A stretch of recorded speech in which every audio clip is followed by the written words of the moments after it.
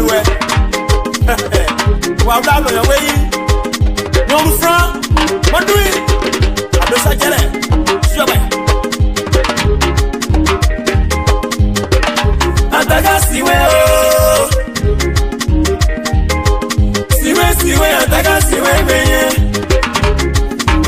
Come on, get yourself out of the way. Atagasiwe, when we buy, it's you. Siwe, do go on there, he's a jail. Tiambla, meye. Tiambla, and I say, we go. I'm better than one apple caddy. That's where I want. You can't say you. But I'll go away. You play a must, yeah. You mean I like it? Back at what? Watch you on. I got daddy, I got body, yeah. Back at all, I watch it away. And me don't know, we love your pepper.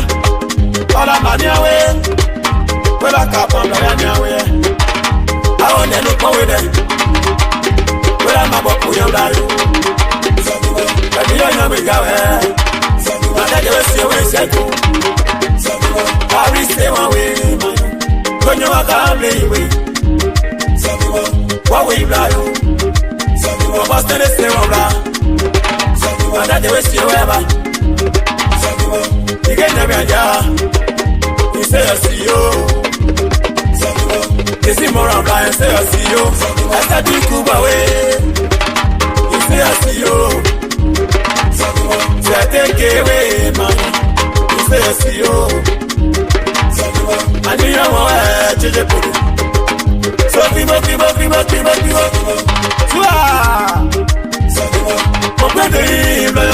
I'm a player, I'm a jitter, don't have a get like a lawyer, we are. But I play too. Say I decide. Say party, I decide. You do what I'm about to do. But you feel that they will do. Daniel Sayo, Saya Chela Wamble and you. Monotuago. Was the one that does the power? Can you wamble? If I don't say you age, okay, not Johnny get right. Don't tell me why don't I under you. I depend on my hand. We want to buy the TV. Oh, I'm not there by the way. I feel by the way. I'm not the see why I said you. Who will lie? Now what you want to buy your lie? It's not a country. And the way.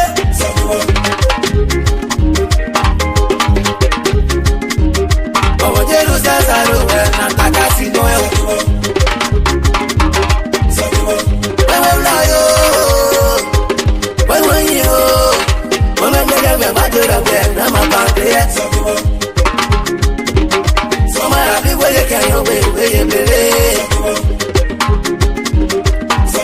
I'm like on my way, yo. When I'm like I'm making away, what they doing? You have to go no job, boy, away, yo. You know, bye bye. What am I way? Where I'm going, yeah. Hey, I want to go, hey, no. Mama, happy where you can away, I'm only. But I got no job, boy, now. Mother play up when we are more, boy, away, baby. No man go on my way, they do, where you live. You man, I got your power, oh, where.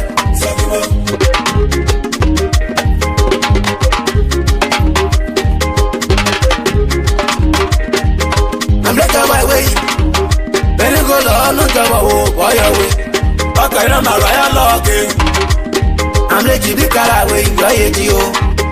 One Wednesday, yeah. When my daughter will be my baby, I know it. Pull anywhere, wait for your day, boy, you're not. In my brother, when my brother went, you know, when you say go. Kaya tabi se si yon kon pa we la o. Don't have them on my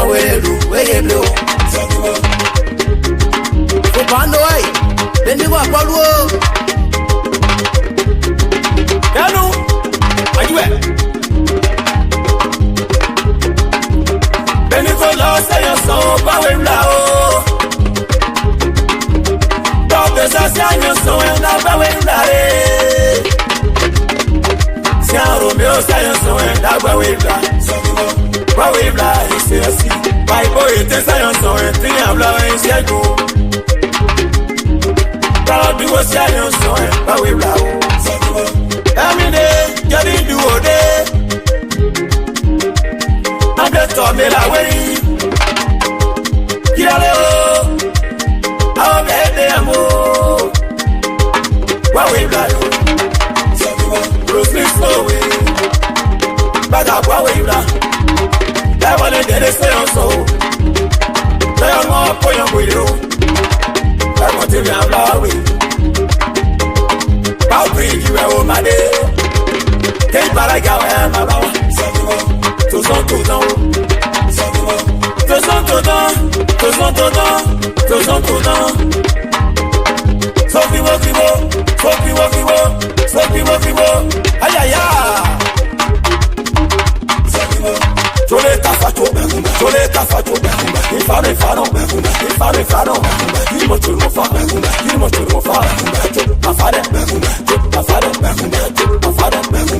My father, baya for you. My father, baya for you. My father, Yano, tu o black yo.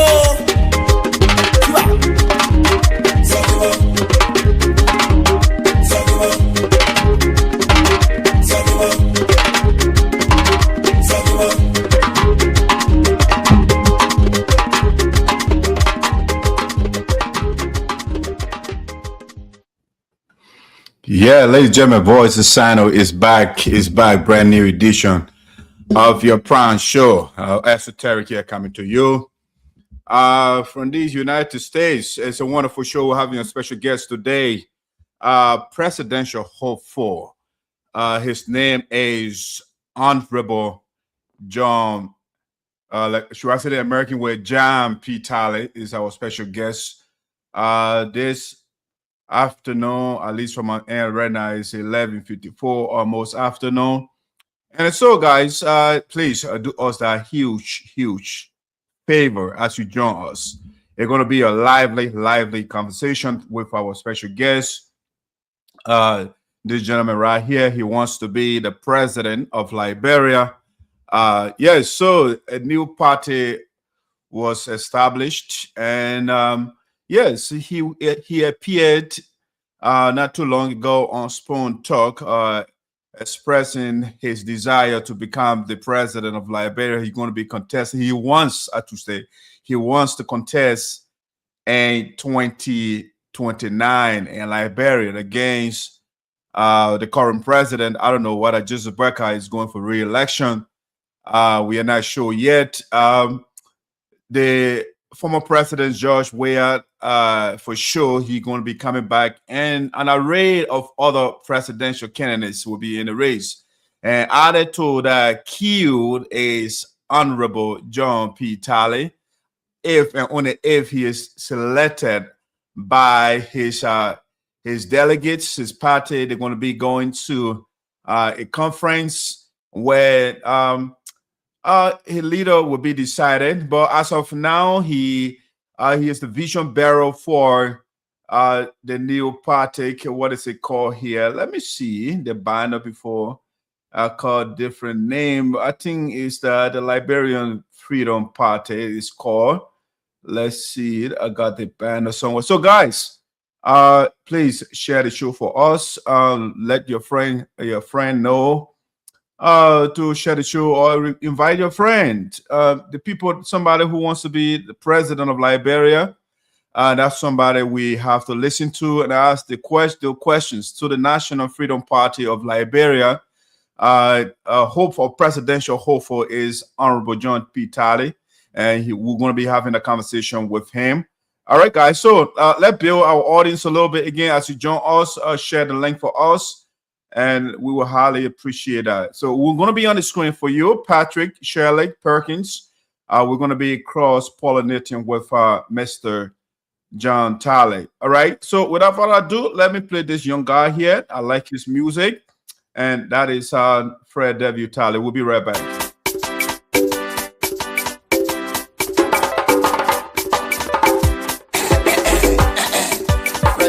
Tarley the Kulemo boy alongside Prince near Tarley on this one.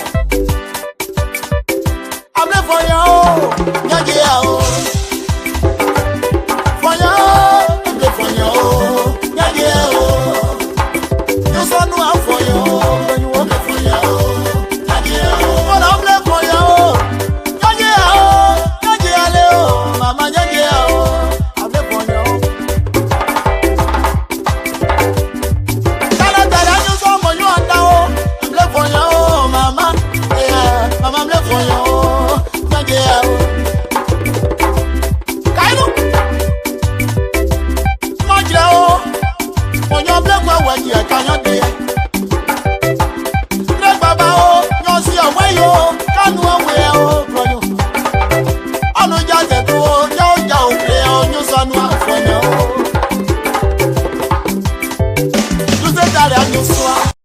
Yeah, our plan this afternoon is not to fight, but our plan is to probe, is to excavate the vision, the agenda of Honorable John P. Tarley. Don't go away.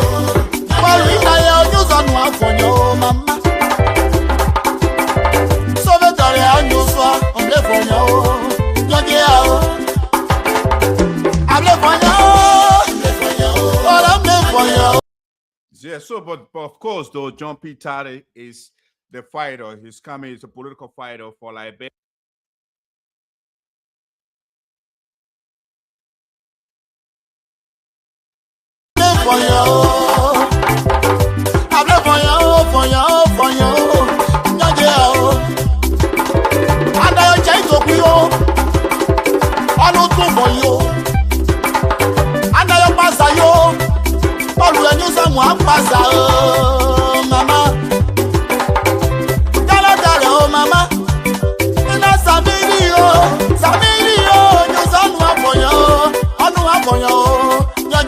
Mama, mama, mama, play for you.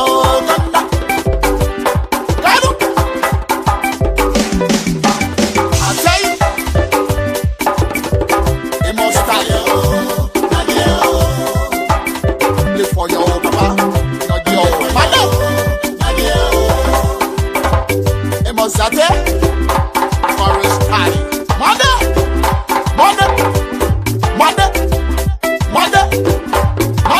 I play for you. Yeah, we get the strong man. We got the fighter. That's Honorable John P. Tarley this afternoon. Is our special guest. And again, we ask you to share the show for us. We're going to highly appreciate that. Let's see. I don't like how my audio sound here. Let's see. I think it's going up a little bit now. All right. So, yeah, our special guest is Honorable John P. Tarley this afternoon. He is the vision bearer for the National Freedom Party of Liberia. He wants to contest 2029. So this afternoon, we're going to be navigating the vision of Honorable John P. Tarley. Who is he? What has he been involved with? Yes, we're going to be asking those questions. Shelley is backstage, the co-host of Voice of Sino, waiting for Patrick and Perkins to join us. Don't go away. Share the link for us. No, you're not I bet you to be I'm left for you. I'm left for you. I'm left for you. I'm left for you. I'm left for you. What's up? I'm left for you. Friend, now you. Papa. You someone pass out. I'm left for you. Now you. Mother.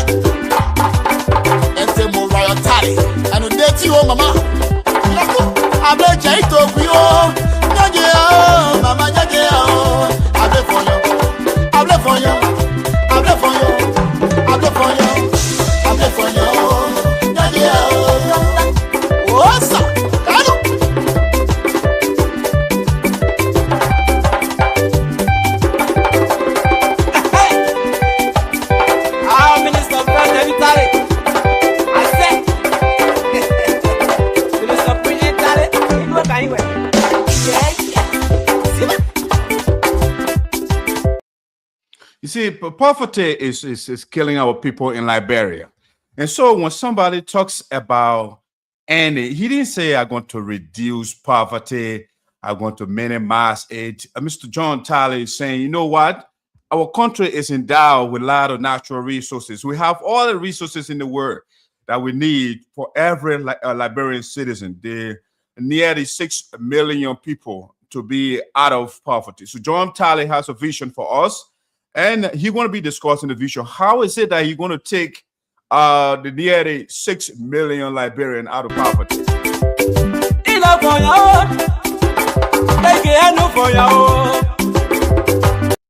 And so, ladies and gentlemen, while we are on air, I'm also following on a development in Liberia. The United, the SAPO Development Organization is having a serious their conventions going on in Liberia.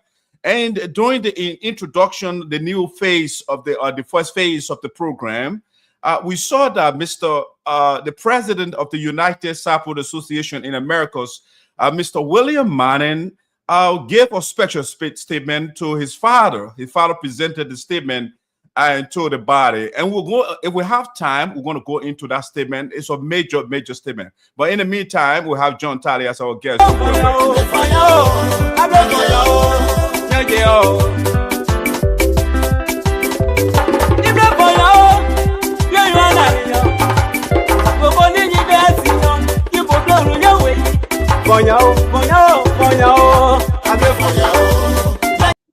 Right now, John Tarley is the fighter.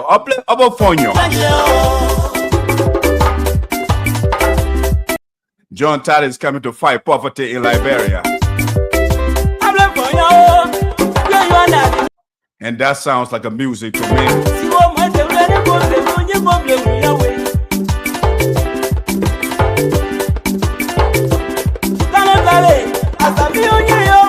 Yes, Shirley Snan, the co-host of Voice of Sano, she got avalanche of questions. She got a myriad of questions to fire today.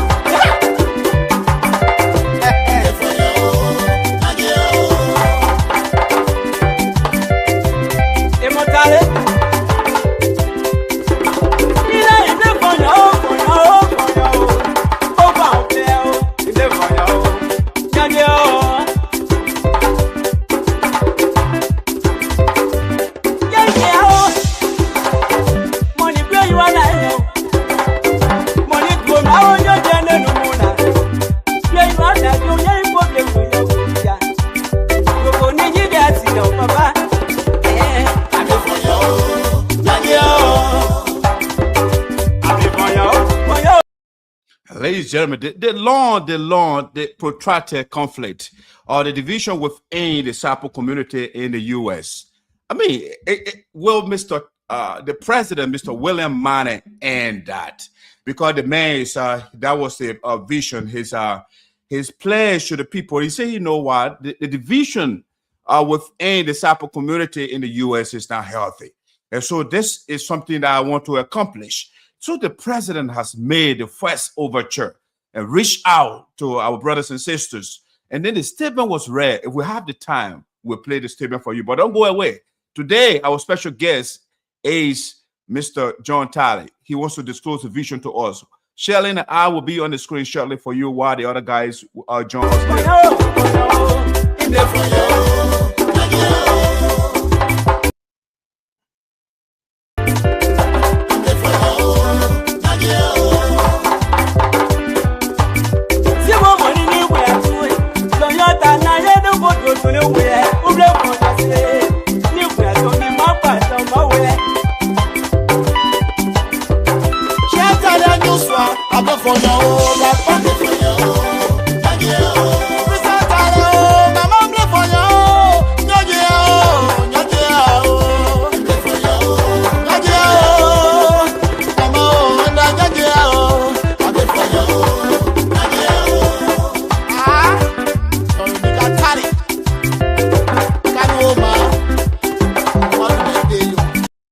Yeah, we also have a breaking news from Sino County. One of our sons has been fired by the office of Representative Ada Sonibor.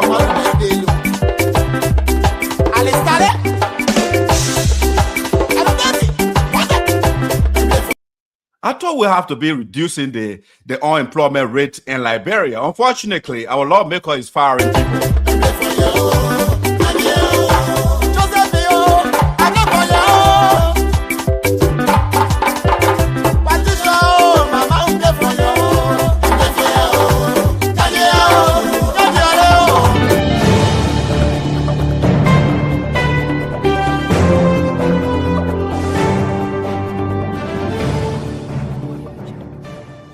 Hey, hold on there and listen. The biggest online platform is back and we are ready. It's the voice of Sino in the diaspora. Your one stop for information, debate, and discovery. Join us every Thursday at 12 o'clock p.m. EST, 4 o'clock p.m. GMT, and 12 midnight in the Philippines, where power, progress, and the people take center stage. The program is with your host, Dasaya Pora Esoteric, the mouthpiece of the God, and your bread and co-host, Shadow Snare. They are bringing the heat, the truth, and the talk every single week with spotlight polls, education, politics, and so much more. Listen and listen very well. The program features deep dives and critical analysis from Patrick Bolu and Pickens Jadia. Don't miss out. Catch us live on Facebook and YouTube. Just search Voice of Sino in the Diaspora. The program is every Thursday, and you know why? We bring the conversation to you. Voice of Sino in the Diaspora, where your voice matters.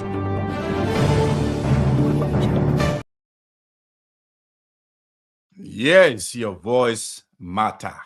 All right, guys, ladies and gentlemen, welcome to Voice of Sino in the Diaspora with your host, Dak Sayapode Esoteric, the spokesperson of the elders and the ancestors.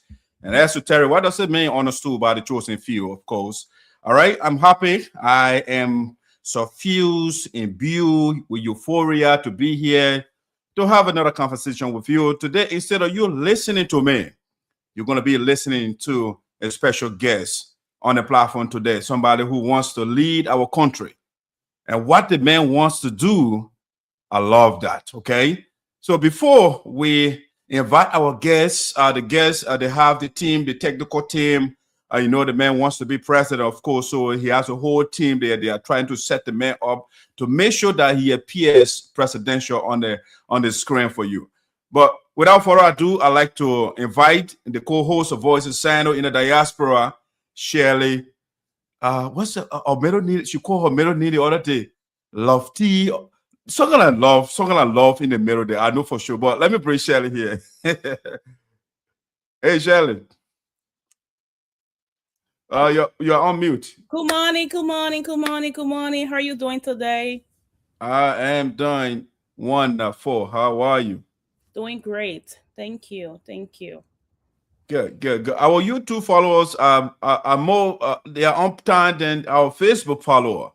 But either way, you know, we are doing good. But how are you? How is Minnesota? How's the weather out there? The weather is okay. It's Minnesota, you know. Sunday good, Sunday bad. How we looking? Okay, all right. How you're looking, right? What you call it? The weather is, a bookman would say, capricious. You know, it's fickle. It can change anytime. Yeah, all the English words to describe it.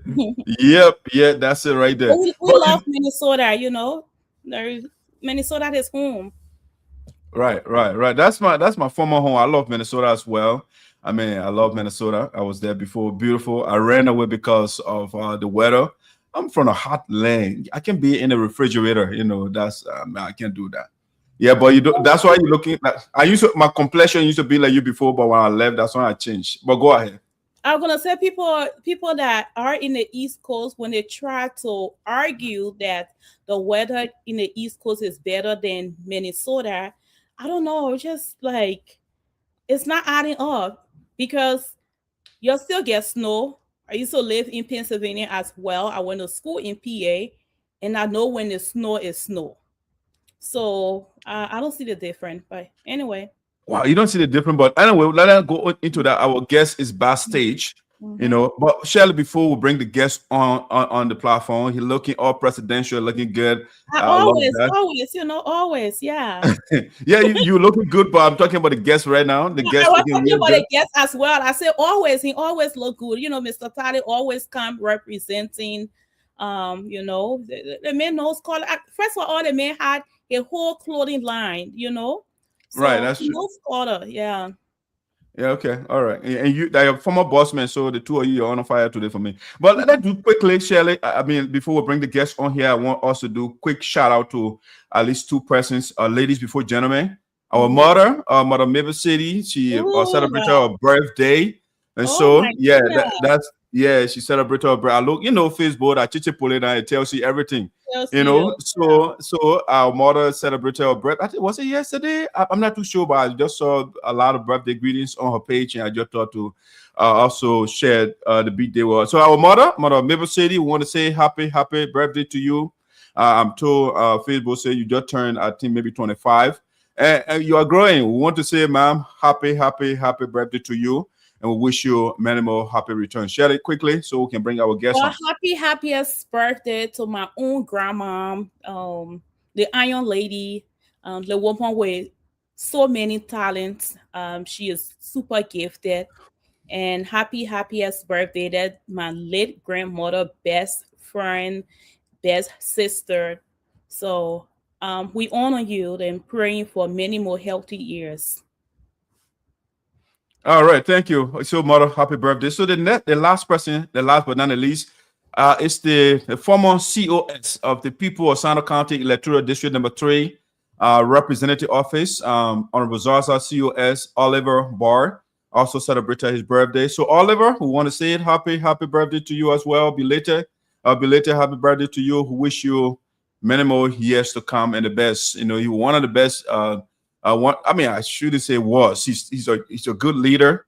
He knows administration. Yeah, if you want somebody to be an administrator, Oliver should be on your team. He's a very good guy, level-headed. I mean, quite thoughtful guy. Met him in Liberia. I said, this is a potential leader here for Liberia, for Sano County. All right, so Shelley, want to do a shout out to Oliver, so we can bring our guests. Well, Oliver, happiest birthday. Enjoyed your birthday and many more healthy years. Perfect. Okay. All right. Just quickly again, I think our guest is settling down backstage, so we just want to just impinge upon the opportunity to give the people, Shelley, this quick breaking news. This is the Voice of Sano for sure, and so we'll be right back. Don't go away.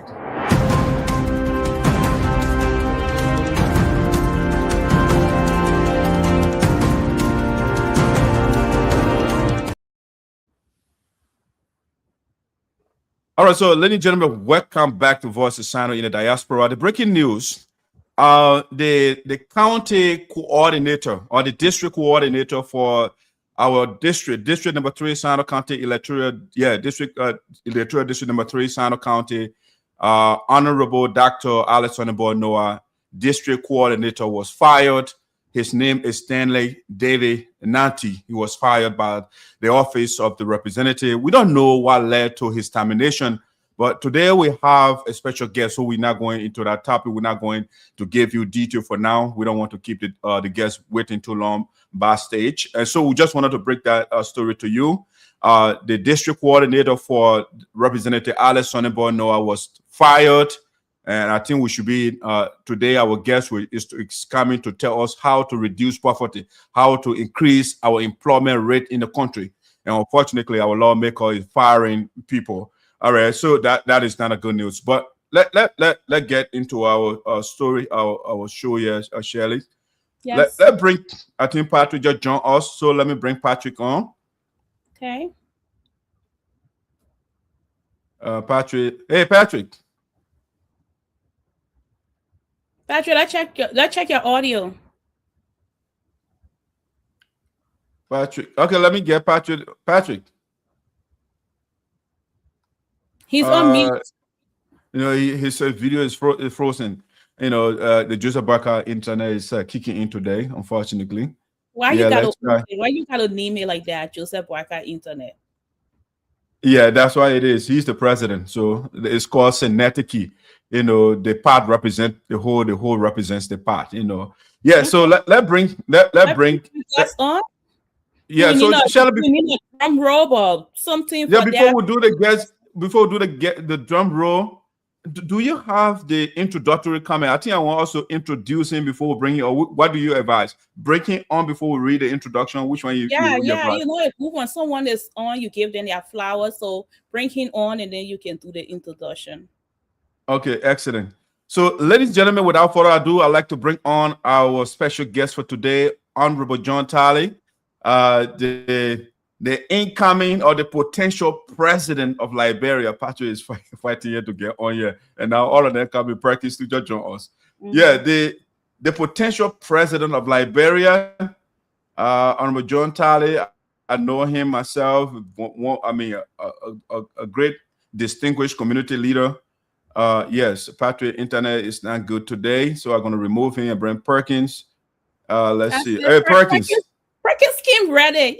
Perkins came ready. I like that. I told you the man are designer now. The I man see know y'all the call real each designer is other. coming. So we You are. call each other, and I seen the purple is giving with both of you. Okay, I see that.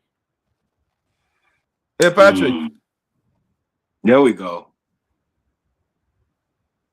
Patrick, let's try your audio. No, All right. his Taking off. internet is grappling today. Yeah, So, but let's guest. bring our guest on. Yes, bring the Yeah. guest on. So let's see, Shelley. You were talking about the drum roll. Where is it? You got to get the drum roll for the president and put it on for us. Yeah. Okay, let's get that. Let's bring the president on. Ladies and Come on, Shelley. gentlemen, get ready as we bring in the incoming president of Liberia, Mr. John Tarley. Okay. All right, Honorable Tarley. I want to say welcome. Let's see. Let me bring Perkins down here and bring him back this way. Honorable Tarley, how you doing, sir? I'm doing great, thank you. Okay, good. The audio is perfect. I just want to make sure. Pat, our Liberian reporter is struggling here to get on here. Let's see. Yeah, Patrick will join us later. But Perkins. Yes, sir. All right. I think we've been procrastinating a little bit. Let's read the profile of our guest here, the statement that was put there in the chat room. Okay. Yeah. It says here, ladies and gentlemen, as introduction of our guest, so you can know him a little bit. And himself will also say something about himself, but let's read the statement that we have here. His name for sure is Honorable John P. Tarley. He's a seasoned nonprofit leader, educator, and human rights advocate with over 35 years of experience across Liberia and the United States. Rising from humble beginnings in Liberia, he has dedicated his life to empowering communities through job creation, education, and advocacy. He currently serves as president and administrator of the Delta School of Nursing in Fargo, North Dakota, where he has helped train over 2,500 CNAs, primarily African immigrants, women, creating pathways to economic independence. His past leadership includes transforming the African Assistance Program in Minnesota into a multi-million-dollar organization serving tens of thousands. A pioneer in human rights work during Liberia's Civil War, Mr. Tarley played a key role in advancing justice and influencing refugee resettlement efforts. He also championed small business development, helping market women and entrepreneurs grow sustainable businesses. His life reflects a deep commitment to service, dignity, and transformational leadership. Ladies and gentlemen, it's a little, rich bio, a little bit of the guest. Mr. Tarley, welcome aboard. Thank you very much.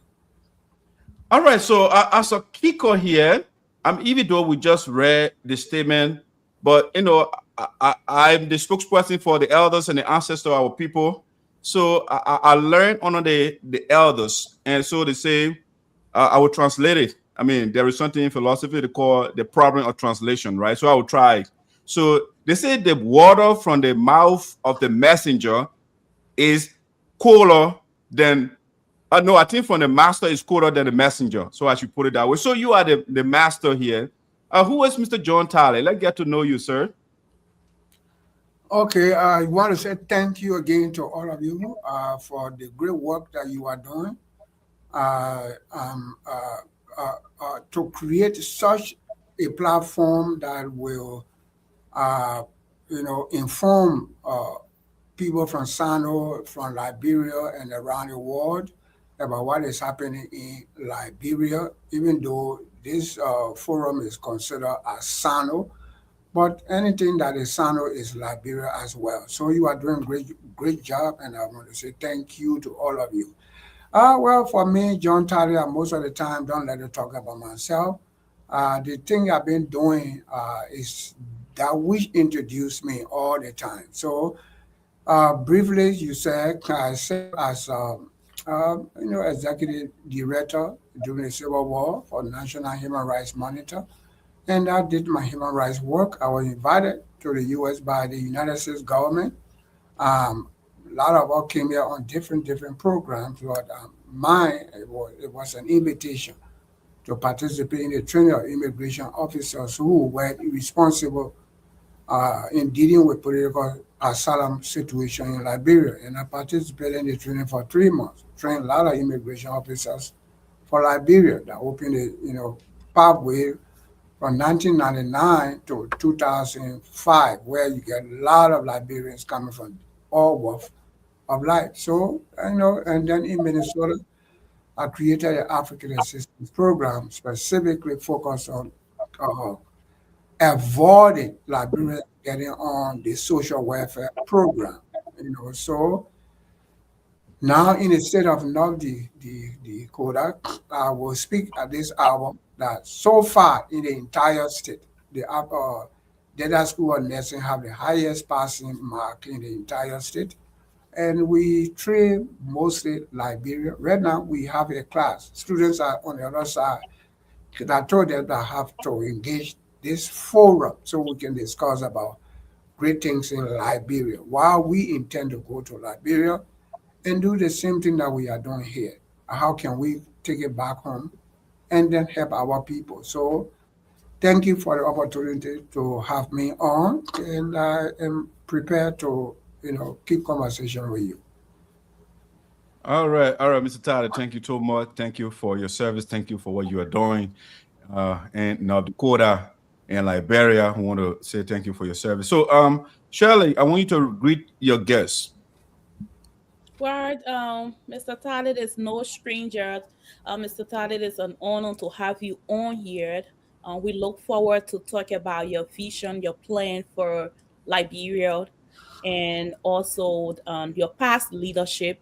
What are some of the things that inspire you and that make you taking the bold step, because it is a bold step. Most of the time people will be like, okay, from a leadership perspective, you start with being a senator or maybe a representative to have the people get to know you in quality, but it is a huge step to jump from that or not having any of that at all and going straight to becoming the president of Liberia. So I look forward to having that conversation and asking some questions that our people that are listening, which they have the opportunity to be on here to ask the questions that I will be asking today. So look forward to that. Looking forward to that. Thank you. Perkins, opening statement. You want to greet the guests, please? Yes, sir. Mr. Tarley, I want to say good morning and welcome to the VSOD. We are privileged to have you on here today. You are a mentor for many of us. You are a role model. You are a leader. And having you on this show today to speak to the Liberian people and to speak to the Sanodians about your plans moving forward is a great thing. And we are all glad to be here. I remember when we talked a little bit, I said, Mr. Tarley, maybe we'll, present you with some information so you be prepared. He said, no, my beginning, don't even try. I don't want to know where the questions are coming from. I will get on the show and then you guys just prepare, just be prepared or to ask me, and I will be prepared to answer. So that was a good one. So we are glad again to have you once again. Thank you. Yeah. Shelley, before you guys come in, Mr. Tarley, knowing your introduction, you said you trained immigration officers. I mean, do you have background in security? No, actually, the training was based on the political situation, the human rights and political situation in Liberia. The American people, or I don't want to use black and white thing, but let me just say the American. And when I say American, I mean another group of people. One thing these guys are good at doing, they quick to recognize the effort of a person. And to them, they call you expert. I was expert on the political situation in Liberia at the time as a human rights activist who understand all the human rights stuff that were happening and documenting, reporting. And so they believe I could provide them with the information on Liberia, specifically on immigration issue. Why the group of people were seeking political asylum when they should not be the one and all those things. And so that's how I provided that information. For them, they call it training. So I participated in that training by providing the information the immigration at the time needed to process political asylum cases for specific group of Liberians. And that's what I came to do at that time. Oh, okay. Last question on your introductory remarks. You say you currently run a nursing program, CNA or something, or data group of company or schools or something. Do you also have a background in the medical area? Because to run a medical school, I think you should have some knowledge in that area. And that what set me apart actually. When I started as human rights activist, the guy that hired me, the Harry C. Brooks, my former boss, I have no idea on human rights. I went there as secretary. I was a clerk typist. I only took 2 weeks in his office. He said, Mama, you can be clerk typist, you got skill. And he made me the senior monitor for that agency. Let me just make things short. It is vision that can provide leadership. It is vision that can create. It has nothing to do with education. You can be educated, you can be a nurse, you can get a PhD in medical science. You don't have the vision, you can create. I'm using vision to create. And so that's where I am. I've never been a CNA before. I never did anything about nursing. I have no experience in that area, but because I have a vision. And so I created a CNA program that is state approved. In fact, just to be short, I'm the only African nursing assistant program in North Dakota that have contract with the state. The state sends students to my school. I'm the only. I'm the highest. It has nothing to do with being a nurse. It's just vision. And that's the vision I'm taking to Liberia. Okay, all right. So Shelley, I want you to inaugurate a conversation. Let's get into why the guest is here today. So let's do it, ladies before gentlemen. Go ahead. Okay. Are you wanting me to let the audience know? I thought we already read that, but yeah, No, I mean like when I say inaugurate, I mean like your question. Asking my questions. Yeah, two questions. Got you. All right. Well, Mr. Tarley, again, I want to welcome you to Voice of Sano in the Diaspora. It's good to have you on here. I think my first question would be your journey from a street vendor, like let's say to a national leadership. First of all, it's powerful. So how would that experience of what you talk about here, like your experience from, the taking you from Liberia, bringing you here based on your work from Liberia and what you have done with your nonprofit organization. How would that transfer into your leadership or being a president of Liberia? Okay, so as your people are sometimes people are chosen by God to do specific thing. So as a young boy, waterside, I was selling chicken eggs and sugar.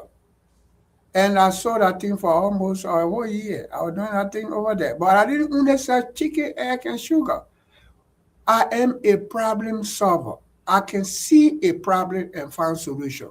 I'm not a I'm not a problem focused individual. I'm a solution focused individual. When I reached Waterside, I saw the Lebanese or whoever the guy were, sell chicken head. One morning they get the price up, the other day they bring the price down, the other day they get it. The Liberian people were just. So I just sat one day and said, look, you know what? We need a raw competition with these guys. So I created why you do? I was selling sugar, I was selling, eggs, but I created what we call a Liberia Small Business Association. And then we're able to get loan from Lubibet up to $500,000. And the goal was that we will run competition. The same way places they go to get sugar, we will go to the same place. We will become importer as well. And that was a vision. And at the end of the day, we were able to get that money.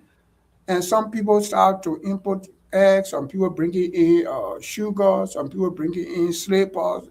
All the things we're selling, people start bringing those things. Then God say, your mission on this side is over. This is just the beginning of the experience that I'm giving you.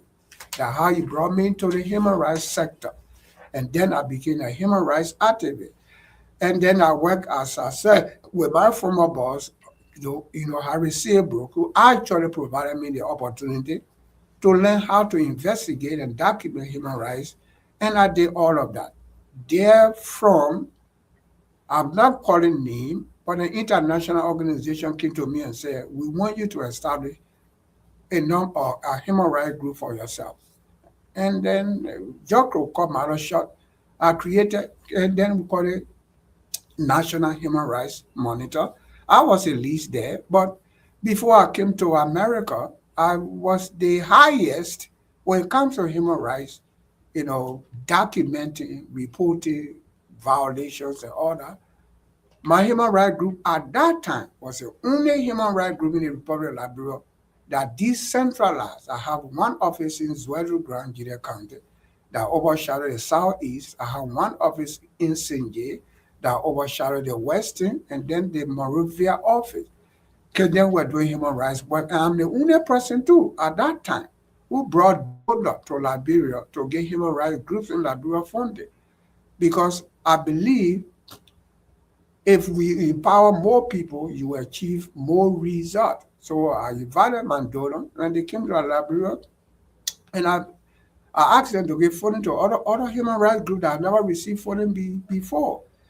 Just as with the record can prove, if I were not doing a good job, that time we had great guys then, Kofi Wu, Benedict Sana, and all the great, even my own former boss. Why would the United States government recognize me?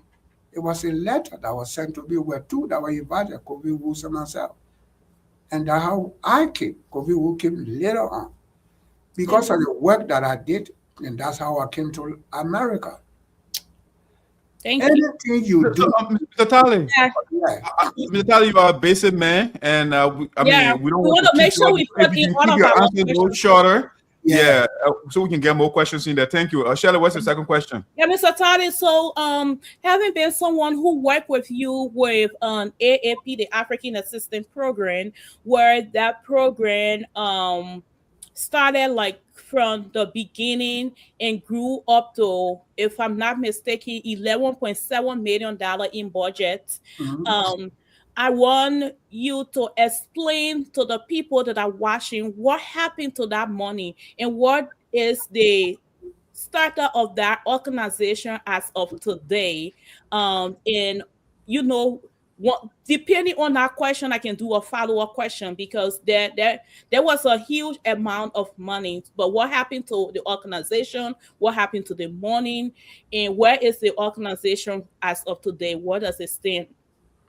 Well, when I entered the U.S. and I was in D.C. after the training, I had an office space there also, and we did the best thing we can do. So I moved to the state of Minnesota, and then I saw the need. Then I said, you know what, I'm going to create another human rights group here. And then at that time, it was called African Worker Center. So I focused on discrimination against immigrant employee.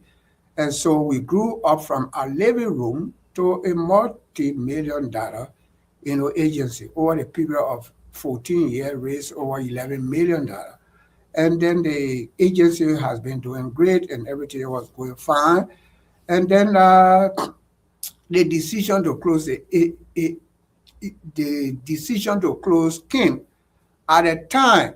I don't want to dive into this right now, but I will just give you a little, brief information. When things were improving, then I noticed that there were other people who didn't like what I was doing. And so they started filing allegations against me. They went to the Department of Health, the first stage. They filed allegations against me. John Tyler using the agency's money because people were not understanding. Okay, John Tyler run the organization that had all the money. How did John Tyler get a clothing store? And then how John Tyler get a nursing agency. So people and John Tyler drive the best cars and John Tyler wear the best clothes and John Tyler blah, blah. So, people they didn't like that. And so they said I was using the agency's money. So they went to the Department of Health. We were one of my major donors. And they said they accused me. The Department of Health conducted an investigation, came by apologize. John, we are sorry. Okay, that's fine. Let's move forward. 2 years after, they went to the Attorney General's office, Minnesota Attorney General office. John Tyler still using the agency's money. Attorney General office came. They said, okay, John, we will do investigation. I said, go ahead. They did an investigation. The investigation get done. Then they followed after another 4 years again. Then one day I show up to my office and I saw FBI. Not your FBI, the police department of 2 cities, the fraud unit of Hennepin County, the fraud unit of Department of my highest donor, Minnesota Department of Human Services, and then the small crime division of Hennepin County. These were my major donors. They show up in my office, they brought a letter to search. And they came, they searched my office, and then they took all my equipment, everything away, and I just sitting there waiting. And I'm not going into detail to know who did that, but all these steps, I didn't know first it was Liberians that were doing that. I thought it was the other, non-profit organizations that were doing those things. But later on, FBI investigation concluded, we went to court, and then it said, John Tarley, you didn't commit any crime, so you're free to go. And so you see me sit right here. So I decided actually, but before those things were happening, there was something that was happening specifically to my own personal life. So 2 times I got sick and I went to hospital and doctor said, nothing wrong with you. And nothing wrong with you 2 different times. So I was coming out of the church and there was an older lady who came and held my hand.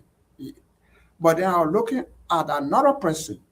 She just held my hand and I thought it was one of those old ladies on July 26th that can always take on a farm and buy a cow and buy a goat and buy a rice and give it to them every July 26th, celebration to celebrate Liberian independence. So I thought it was one of them. She held my hand and she said, my son, why you can't close your office down for a while? She put it in a Liberian way. Why you can't just close your office down small and go somewhere else to rest? I did not look at that older woman, but I focused on another person. After getting what I wanted, the words sank into my head. Then I turned around to look for the older woman, and she was nowhere to be found. I checked everywhere else. It was Moravian Church. I checked everywhere else for that older woman, and nobody can describe her. I describe her. She had a blue dress and blue hat, hater, and everybody said, but there's no woman that came to church with this, with that kind of clothing. I got in my car, I went home, I cried and I prayed, and I said, God, that you telling me to close the office, then I will close it down. The following day, I called the state and said I was closing down the office. And when I closed the office, I had $380,000 in the agency's account. That's how I closed that office. And so just to go over a little bit about what happened. So now I'm still passing around, having fun, doing my thing. The John Tarley thing I know how to do, I'm still doing that. That's how the agency kind of.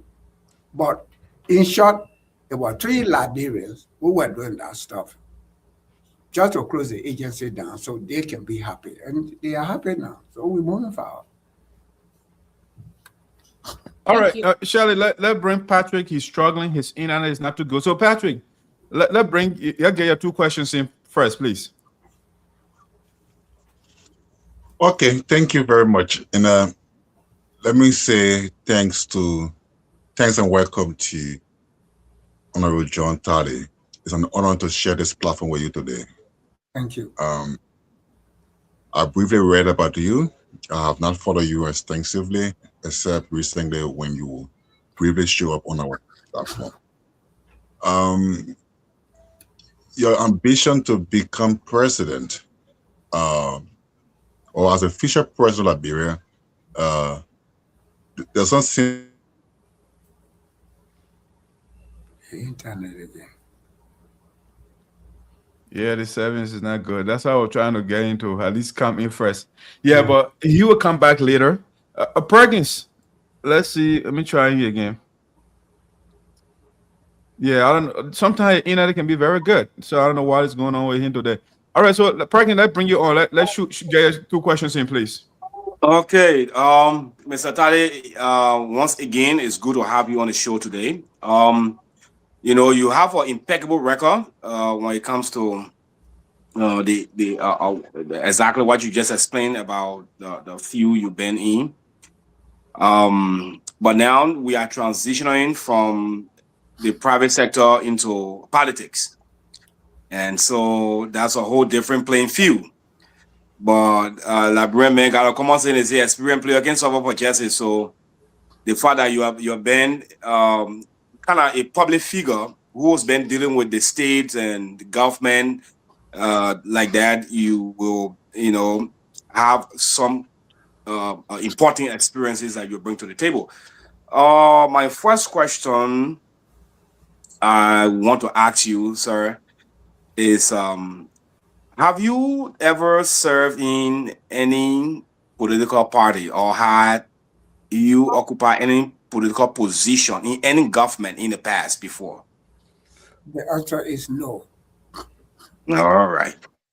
That's good. Very simple question, and I had to deal with that darkens you and Shirley will bring all the complication questions. Now, I'll go to my second question. Knowing that you are a son of Sano County and you are vouching now to run for the presidency of Liberia. It says a divided house cannot stand, and charities begins at home. I know you are familiar with the United Sapo Association here in the Americas, and a few years ago, that organization that is established here to help the Sapo people in America and help the Sapo people in Liberia, that organization is now divided into 2 different organizations. So the Sapo Association is here, and then the other one in Minnesota called it SADA. Now, knowing again, like I said, you are a son of Sano County, and charity begins at home.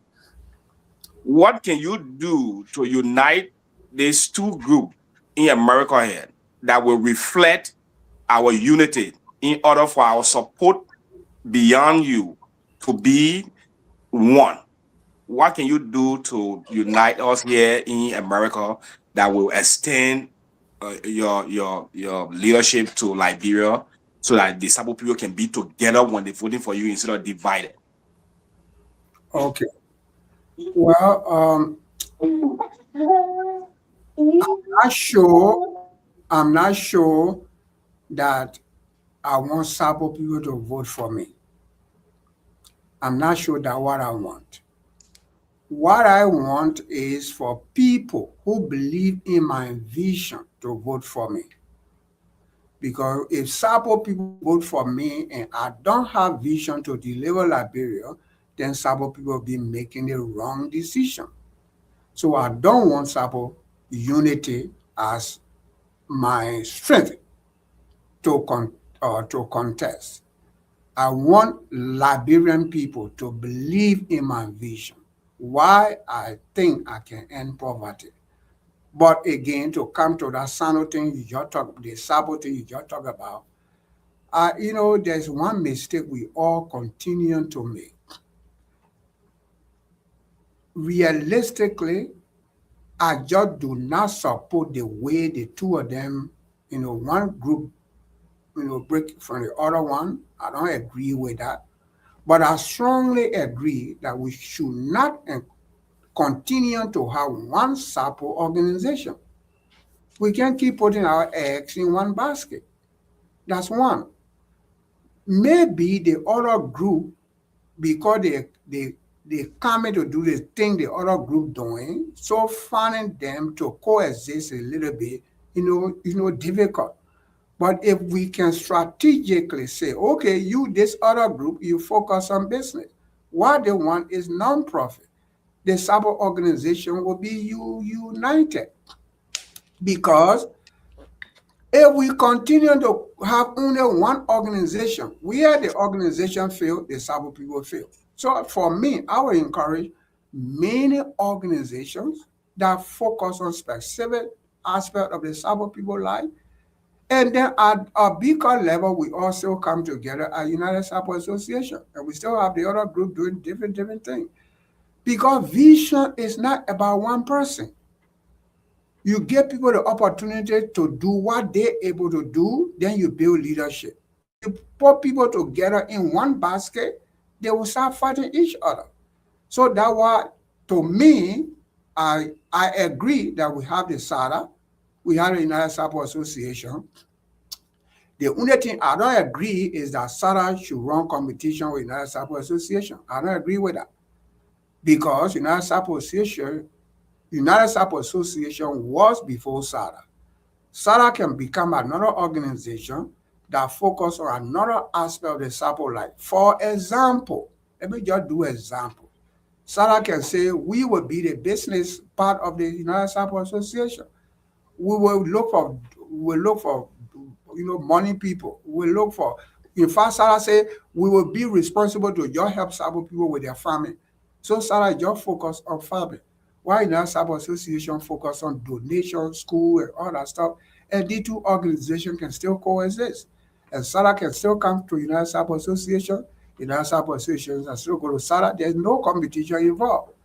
But when people don't have vision, these are what happened. So I strongly do not agree that we have one organization. I agree to have SADA.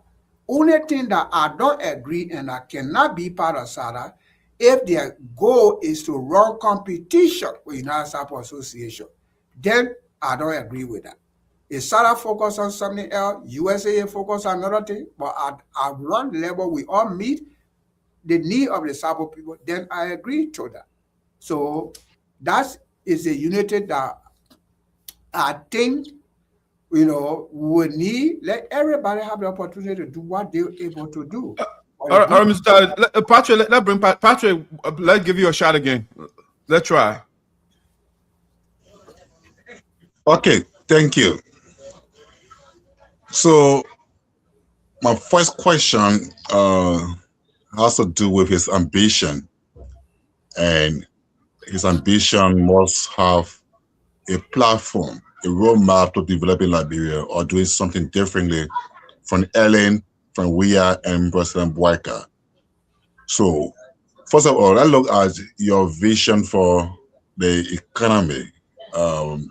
looking at poverty eradication, or maybe for the first time making Liberia a post-conflict country on par with Rwanda. What vision do you have differently from those who have served, previously?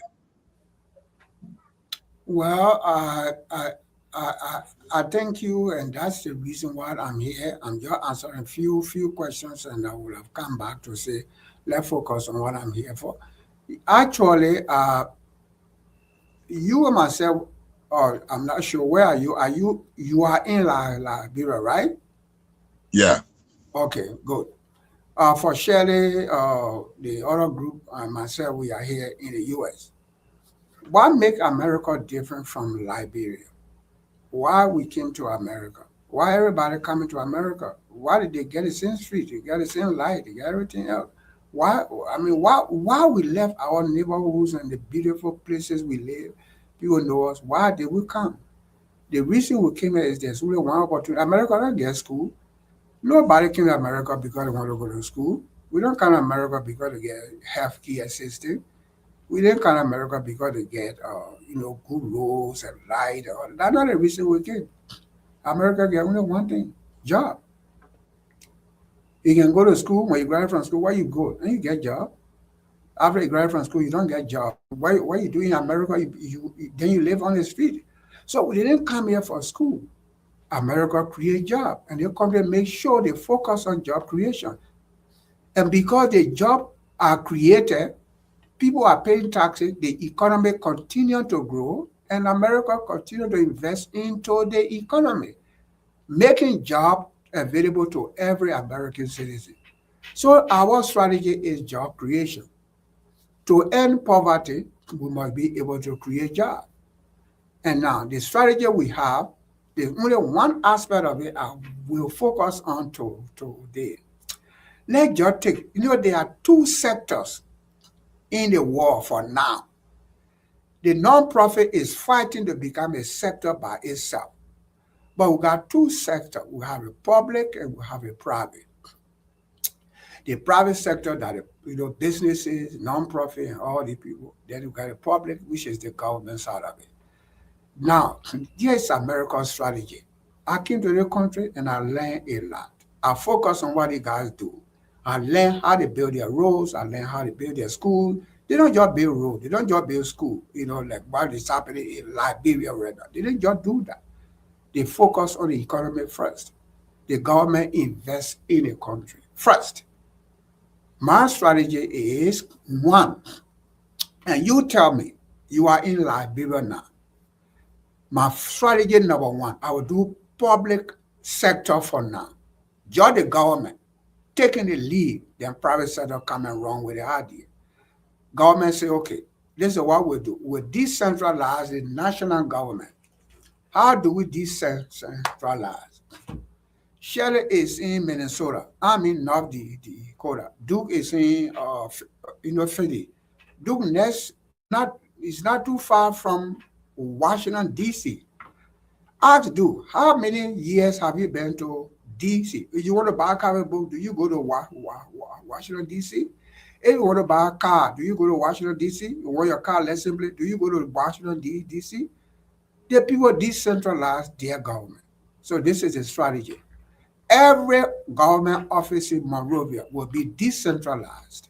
So Ministry of Education is in Sano, Agriculture is in Sano, driver lesson people in Sano, transport ministry in Sano, anything that has to do with every sector of government is also in Sano, it's in Maryland, it's in Grandview, it's every part of the country. We call that government investment into the economy. Now you take for transport ministry going to Sano, you will know how many government ministries we have.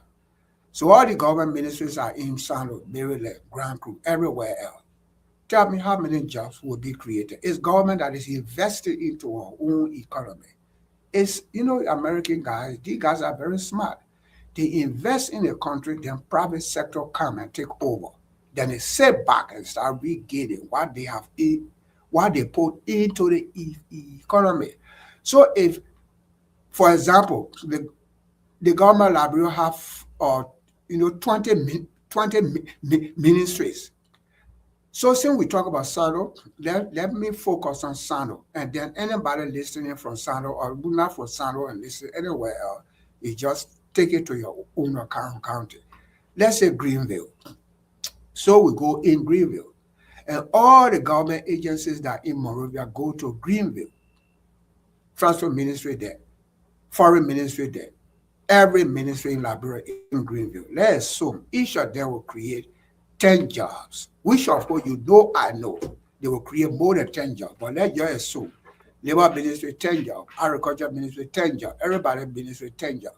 Now we got 10 of these ministries, or we got 20. 20 times 10 would be 200 jobs in Greenville. So what happened to the young people of Sando who graduated from the colleges, all the different colleges that have all the experiences that are looking for jobs? Job Activity Ministry in Sando, in Greenville, in Vonjima, in Saniquete. What is happening? All these Sando citizens are moving back to Sando. Government is the one taking the lead, investing in your own economy first. So create all these jobs. So there are all the 20, let's say 200 jobs in Sando, in Job Greenville alone. Now you're taking 200 human beings moving to Greenville. So what happened to the economy of Greenville? You have 200 jobs in Greenville. Now, how does the private sector take over from Greenville? So the old woman that get her farm that sell beta ball, now she has 200 persons in Greenville. Mr. Tarley. Beta ball. Yeah. Mr. Tarley. Yeah. I'm getting sleepy, right? I want, at least if you can get the answer a little brief, right? I want to make it a dialogue instead of a lecture, right? Yeah, so please, if you can keep the answers brief, that would be excellent so we can get some time. Because again, you are at work and we don't want to keep you in the office all day, So if you can be succinct, that would be, I really appreciate that. Yeah, so and your thought, and then Patrick can come up with second questions. Okay, so in short, all my job creation strategy is that I will decentralize national government. And by doing so, we'll create more than 200 jobs in each county. Those 200 jobs will support the economy of those counties. And then the ordinary people will benefit from those 200 jobs, giving the private sector the opportunity to invest in Greenville. Then you find out that poverty in Greenville automatically disappears. Okay, so a follow-up question with that would be, in essence, like Ellen did, like we did, and President Bwaka is now doing, increasing the government wage bill while the results are not felt. That's what you also be doing, in putting more burden on the government's budget. That's what you're talking about as well, right? No. Joe Weir and Ellen and Bwaka did not do what I just talked about. What they did, they put that burden on government, as you said, for the interest of their personal gain. Bwaka is hiring Unity Party citizens, citizens. That's what Joe Weir did.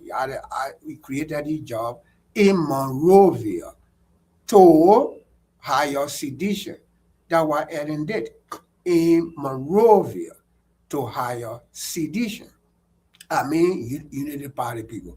I am saying these jobs are going to Sando, they're going to Vonjima, they're going to Maryland, they're going to these places. So my strategy is different from theirs. Their strategy is Monrovia based. My strategy is national based. Thank you so much.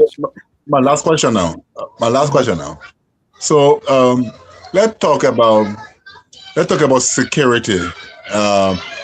So if you were the president of Liberia, your national security priority, and in specific reference to this Guinean's aggression or the incursion of Liberian territory, what could you have done swiftly as a matter of urgency to address the situation?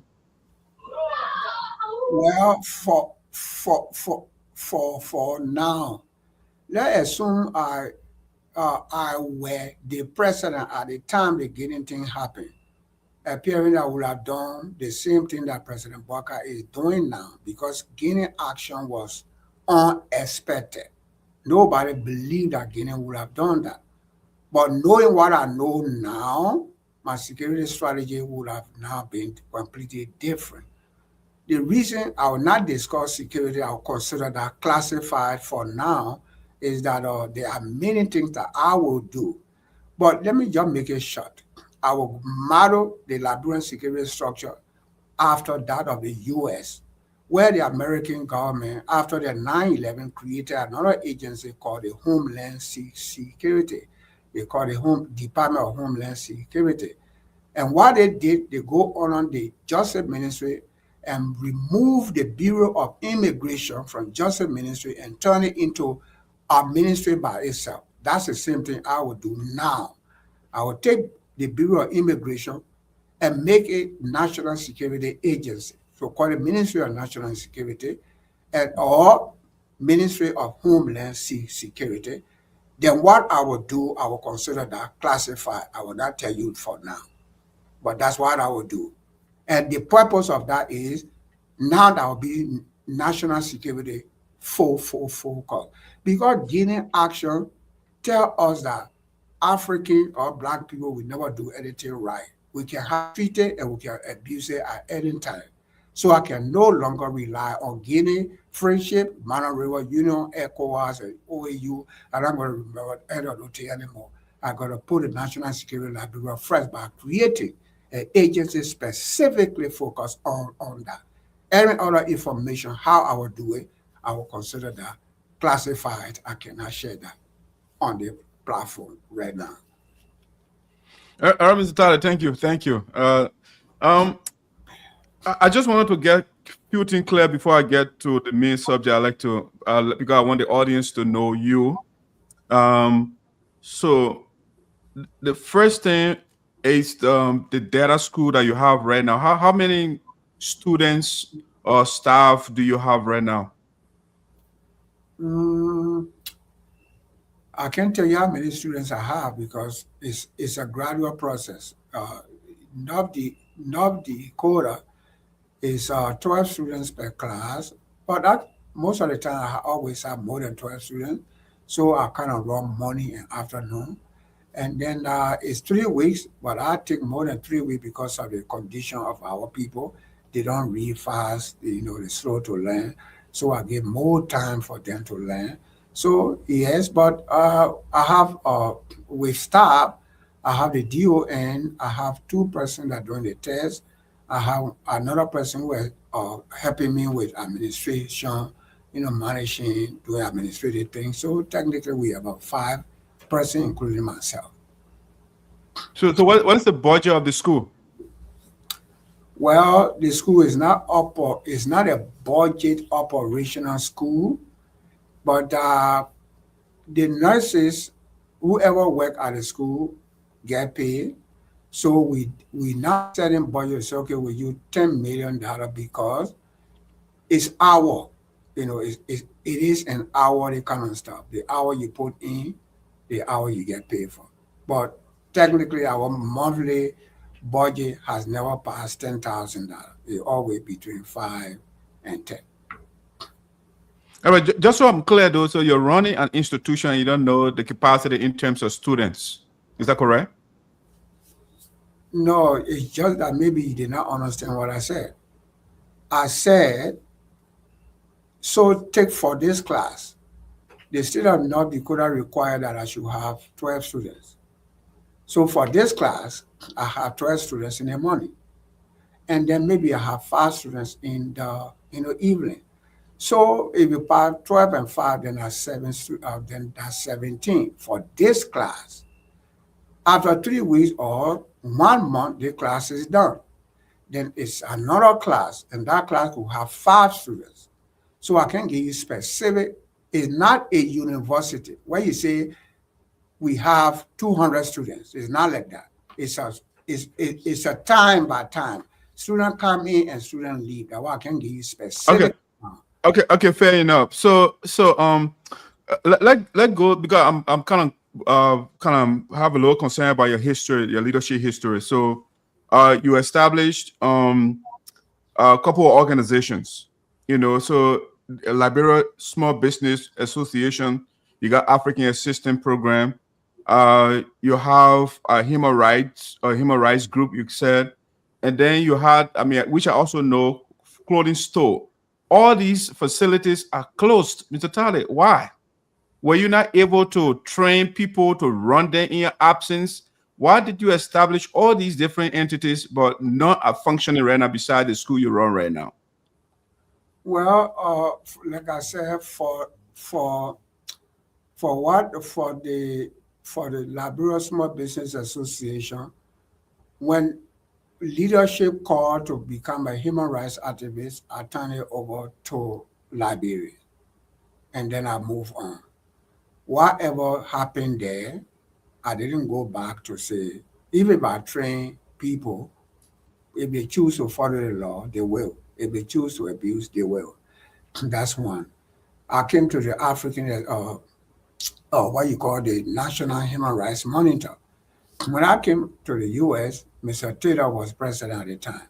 So after he found out that it was my agency that reported the September 18 massacre that happened on Ken Johnson Road, he sent people out of my office. In fact, they attempted to arrest me on Broad Street, and then journalists came by, and then they left, and then they promised they would arrest me later on. And I was not sleeping at home from place to place. Then later on, the U.S. government invited me. I came, and the people that in Liberia got afraid, and so they closed the office. That's why the office in Liberia closed. The one in the data school, how you call it, the African Assistance Program in Minnesota, of course, I said, I was told about all that was happening, and so based on what was happening, I decided that I'll go to close the agency. So the actual agency I closed is the one in Minnesota, which is the African Assistance Program. I closed that one. And so that what happened to those agencies. So, but the clothing store at Brookdale Mall, what happened to it too? Brookdale moved, and then before the one at Brookdale Mall, they were also having another one at Ridgedale Mall, the second largest mall in the state. I'm the only Liberian that time that could have clothing store in those areas. So the clothing stores were there, and of course, as I said, when I was closing the office in Minnesota, I closed the stores in Minnesota, then I moved them to Fargo, and I also had a clothing store in Fargo. And then I went to Liberia for 5 years while I was there. What happened personally between my fiancé and myself is another story, so I'm just leaving the other story. I'm not telling it for now. All right, fair enough. Yeah. So Mr. Tarley, I read your platform, which I thought was interesting. So I want to kind of look at specifics in the program, and you just said it in your intro as well, talking about ending poverty. So I try to be a little focused, so I wrote some questions here. So the first question with reference to that, I said, you claim you will end poverty on your first day in office. Mm-hmm. Is that a policy? I want to frame it this way, right? I don't like that framing better. So this is how I want to frame it.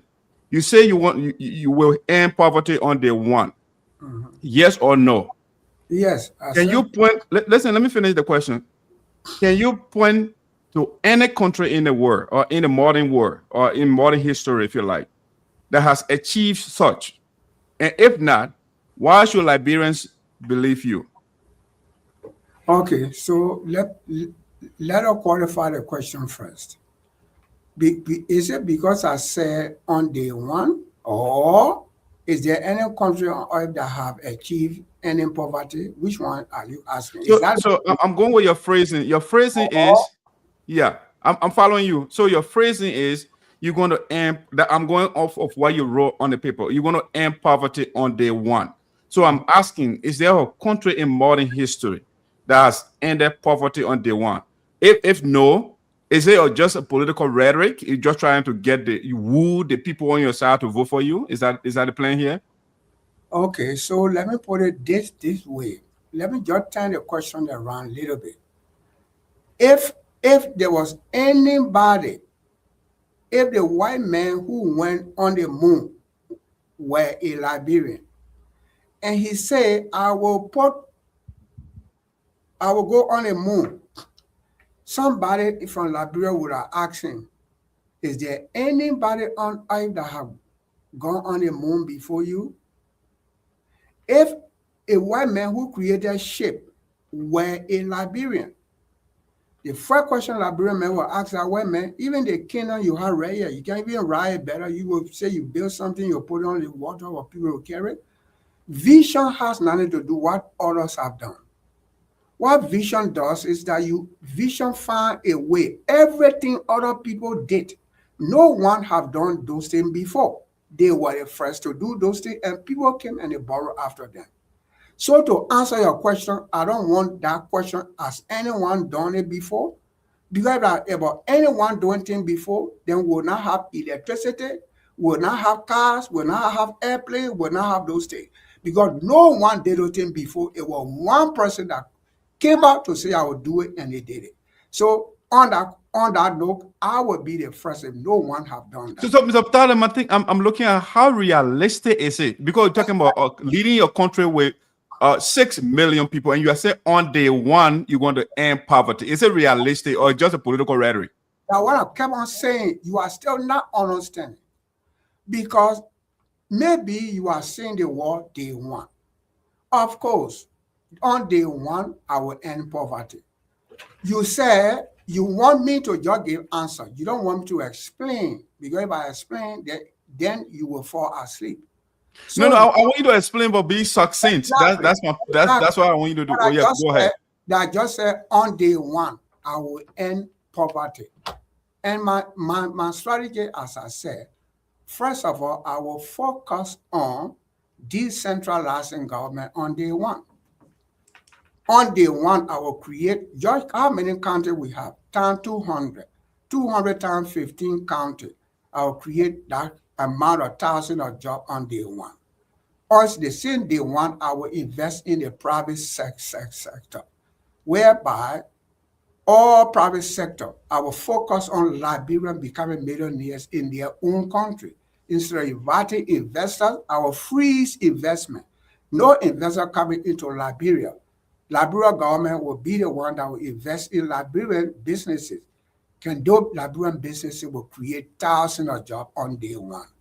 On day one, Liberian, what we call Saro County Development Fund, Nima County Development Fund, that senator and representative are fighting over. That's the reason why they want to be represented. They're not being represented because they want to help the people, because money in there. I will take that money and I will create the other sector, they call it non-profit sector, where Saro County will have our own Saro County Economic Development Fund. That citizens of Saro County will apply to that fund to create non-profit organizations all over Saro. Some in Vubadi, some in Maryland, East Johansson, some all over, focusing on the Liberian people. So by the time you find out the distribution of the nation's economy, of nation's resources to the people, even though I'm not saying somebody will not sleep hungry tonight, I am saying the end of poverty begin on day one. The action we take on day one will end poverty in day three. And that's what we say when we say we end poverty on day one, is that we take action that will end poverty moving forward. Okay, before I bring the other guys, I think saying you talk about decentralization. So the question on this one is, Mr. Tarley, what is the projected cost? And can you confirm what other taxes will increase to fund what you are talking about right now? What is we want to know the cost? And will you raise taxes on people because this is cash intensive? How are you going to let's get that clear for us, please? Okay. Now, there is something that my training in nonprofit and raising money in this area taught me. Anytime the government says her budget is $1 billion, let me just give you a simple example. Government say our budget is $1 billion, for example.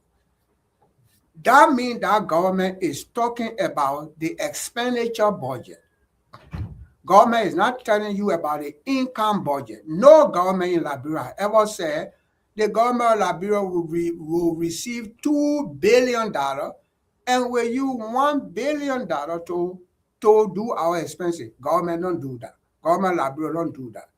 There is no government on earth that will budget exactly their intake. What does that mean? If the government tell you my budget is $2 billion, $1 billion, that means the government have another $1 billion in reserve, or at least $500 million in reserve. That's what the government is telling you. So they give you the expenditure budget, but they don't give you the overall income budget. What I am saying is that when I become president, the money that is reserved, I will put that money back into the economy. That's what I'm saying. So whatever budget we already have there, the money we have as reserve that you don't know about, nobody else know about, I will bring that money back into the national budget. And that's the money I will use to handle all those things that I just talked about. But here is a key point. You, Duke, let me speak to you specifically. Why do Americans give tax return? What is the purpose? You've been in America all these years. Can you explain to your audience the tax return America gave? What was the logic behind it? Can you tell anybody? You do. Mr. Tarley, you are the guest right now. If I'm in your position, I will answer that question. But please go ahead. Good.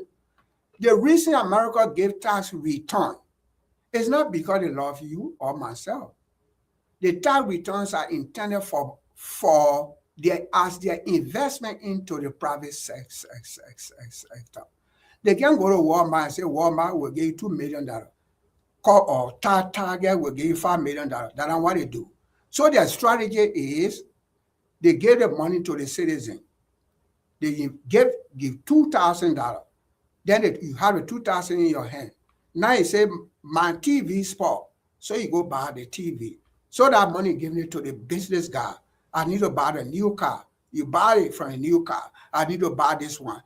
By the time you finish buying everything you want to buy, you have the thing, but then the money returns to the private sector. And then what happens is that each time you buy those things, you pay taxes. And each time the person receives it, they also pay taxes. So by the time government gave you $3,000, by the time the money leave your hand and pass through to come back to government, she received $4,000 or $5,000 in tax return. That's the same strategy I'm taking to Liberia. I will invest in the country, then I'll sit back and let private sector bring the money back into the national economy. Okay, I don't want to monopolize the conversation. So, Perkins, what's the next question? I got tons of questions. I don't want to. If I would just go ahead and the other guys would just be sitting by. So, but Perkins, do you have questions for Mr. Tarley? Yes. Okay. Mr. Tarley, so far you have given some good answers to the questions being asked, and your people are listening to you. Let's keep it up. My next question will be, what is the name of your political party again, Mr. Tarley? That is not the question, that just clarification. National Freedom Party of Liberia. National Freedom Party of Liberia. So then my next question will be, what will the political leader of the National Party, Freedom Party of Liberia, I'm sorry if I'm not calling it correctly, I'll get used to it. What will the political leader of that party do differently that will resonate with the people of Liberia in order to win a first round election? Knowing that the last time, if I'm not mistaken, the last time any government or any party won a first round was during the Charles Taylor government, and one can argue that those were not normal times, that the Liberian people was afraid that when Taylor wasn't going to be elected, he was probably going to go back in the bush and start war. So even the songs and celebrations that brought him to power were not normal. You came on power, we'll vote for you, were not normal things that we said. So, but that was the one time that our election went for one round and one political party took it. Since then, it been Ellen, George Weah, and Bwaga, and these three parties ruling to a second round. But you are saying you will win first round automatically. So what will you do differently that will actually resonate with the voters in Liberia that will give you that first round victory? What you do differently? Okay. Like I said, and I want you guys to listen a little bit. You see the thing that they call vision. The Bible says, write a vision and make it plain.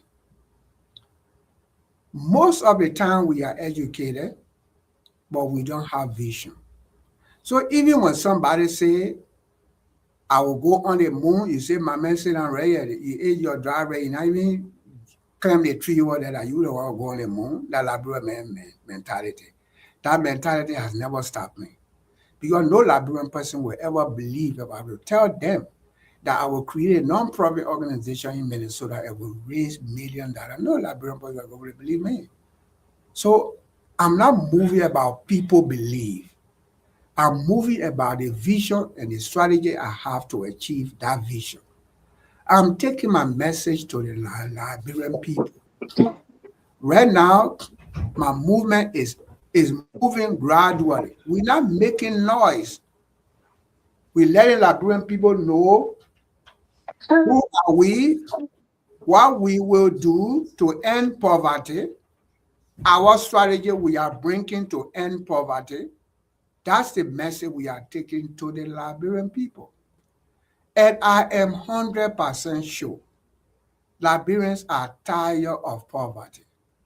No one political person, whether from San or any part of Liberia, that can give a clear vision of how they will end poverty besides the National Freedom Party of Liberia. And so our strategy is we are engaging the people and we're giving them the freedom message. Before I end this question, I don't want another question to come because sometimes Liberian people can do this stuff. One of my relatives was advising me, when you go to a town, you will get the people back of red, then you get them cow meat, then you get them this thing to keep the momentum going that the way they will vote for you. I said, me, John Tarley, I would never do that. You will vote for me without me buying you back of red. Because the reason is simple. You choose to live the life you live, or you decide we end poverty together. Our strategy is letting those who can end poverty come together, and then we work together, and then we end poverty together. We're not bribing people. We're not involved in your thing you do in Sano, we call the other one talk and do, and call the other one building bridges and building roads and sending people to school, get a scholarship. We're not doing that crap because that's what they do. Then they get in power and abuse the same people again. That's the message we are taking to the Liberian people. And they are tired. Liberians will listen to us. And when we election, first one, and after our election, after we shall have taken office, there will be no more be second round thing in Liberia. We will end that. And the reason we end that, both for you, Duke, and the young man who is in Liberia, ask a question. Will you be putting burden on the budget? Now tell me, if we have second round, is that not a burden on the budget? If Liberian people decide to have 50 political parties, they decide to have 50 political parties. Citizens don't have problem with that. If the 50 political party go in a race, if Mr. Paul is the one that had 25% of the 50 political party and win the 25% as first one, Mr. Paul automatically become president. We don't have to have second round to take the people money and invest it again so that politicians can divide the country as elephant meat All the political party people forming, nobody coming up with a vision. People forming political parties, so at the end of the day, when election go to second round, so they can sell their seat to other people, then they get job. We will end that stuff. That every cent that belongs to the Liberian people will be given to Liberian people. So a law of Liberia allows 200 political parties. We agree with that. 200 of them go in a race. After the person that wins the first round, that person automatically becomes president of Liberia. You will see all the political parties that coming around forming over the night. They will all dissolve, and the country will have 2 or 3. That's a strategy. We come to Liberia. We're not coming there to joke. We come to do something new. And Liberia will experience something new. And you will come on the same platform after 2029. You will say, a Liberian said this thing on our platform. And for true, what he said is what is happening. It's true. Even the sky is not our limit. Because we can get Mr. Tarley, I mean, I think you the first weapon of a politician is the ability to persuade, and I think you have that so far. Perkins, let's get your last question in so we can go to Patrick. Okay. My last question, thank you for that answer, Mr. Tarley. Thank you very much for that answer. My next question now will be knowing that Liberia needs to be self-sufficient in food production, which is a gateway to almost every country's economic prosperity. How can you improve our agricultural sector if you become president? 1 second. Okay. 1 second. Yeah, I'll put you on stay for now. So guys, again, I don't want to monopolize the conversation, but I have tons of questions for the guests, you know, because the more he talks, the more questions are popping out in my head, you know. Right. Yeah. So Shelley Bossman, I mean, he has a plan. He can explain the issue, but it's more of a theory, you know, than practical, right? Yeah. Yeah, and that's what I'm seeing right now. He giving up theoretical stuff, but I want to see how that actually going to, because I think we should also have a time to open up for questions, the phone line, because I have someone send me a question here. But yeah, we can probably do that. Let us hear what the person was saying first. So somebody was saying something when I said 1 million guy. Yeah, no, I was asking my last question. Yeah, what was it?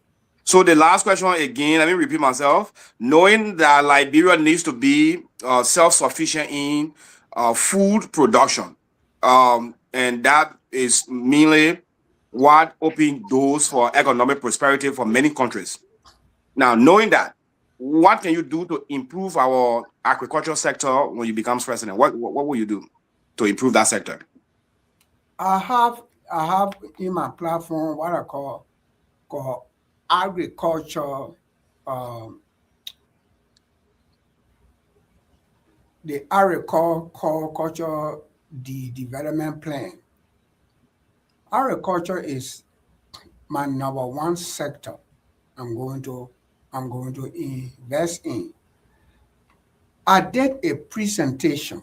You know, I don't want to waste you guys' time. I did a presentation the 5 years I stayed in Liberia. I carry a project in Liberia. Actually, when I left Fargo, Minnesota, Fargo, North Dakota, a lot of people say, John Tarley ran away and John Tarley blah, blah, blah. But this is how I went. I wrote a proposal to a donor, and I got $2.5 million. That's how I went to Liberia. I carried $2.5 million. It's agriculture. The donor needed only 2 things. Either the bank sign on to that proposal because I'm an individual. They don't know an individual. They wanted it to be institutionalized. So either the bank sign and bank promise they will give 10% matching fund. And or the government of Liberia sign on it and say they will give a 10% matching fund. Since I was a citizen in America, active in America, I took the advantage that CDC were going to sign on that. That's how I went to Liberia. That other story by itself. I went to World Bank. I did an agriculture project presentation to World Bank. They said if this is what you would do, World Bank can give 15 million. Only if the government sign. I went to African Development Bank. They said African Development Bank can give 35 million. As only if the government agreed. I went to the Swedish government. They said we can give $5 million. The Swedish government, $5 million was in a process when President Bouazizi took over. And I didn't wait because they changed the whoever was there. The Swedish ambassador was replaced with a new person. Then I came back to the US. So agriculture is what I am going to do. Is the center. The reason I will not tell you the step by step is they don't tell the politician you have in Liberia, they are listening, and then they will steal my step. That's why I'm not showing that to you. But agriculture is primary number one in my strategy. Honor the private sector, the development player. Okay. I mean, All right. Just a follow-up. Person, you got 3 already. You got 3, and you did a follow-up before your 2 questions. No, I have not done a follow-up, and the way he answered my question, that what needed me to get the follow-up. Okay, go ahead. Because, Mr. Tarley, I understand that you don't want to let the cat out of the bag when it comes to what you got on your proposal or your agenda to change our agriculture setup. But at the same time, we must understand you are asking for the Liberian people votes. So in order for the people to vote for you, they must know what your plan is.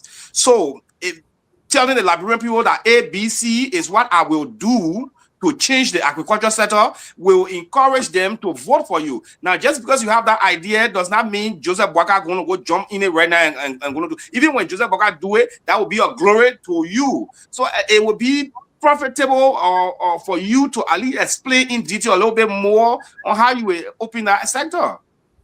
Perkin, I said,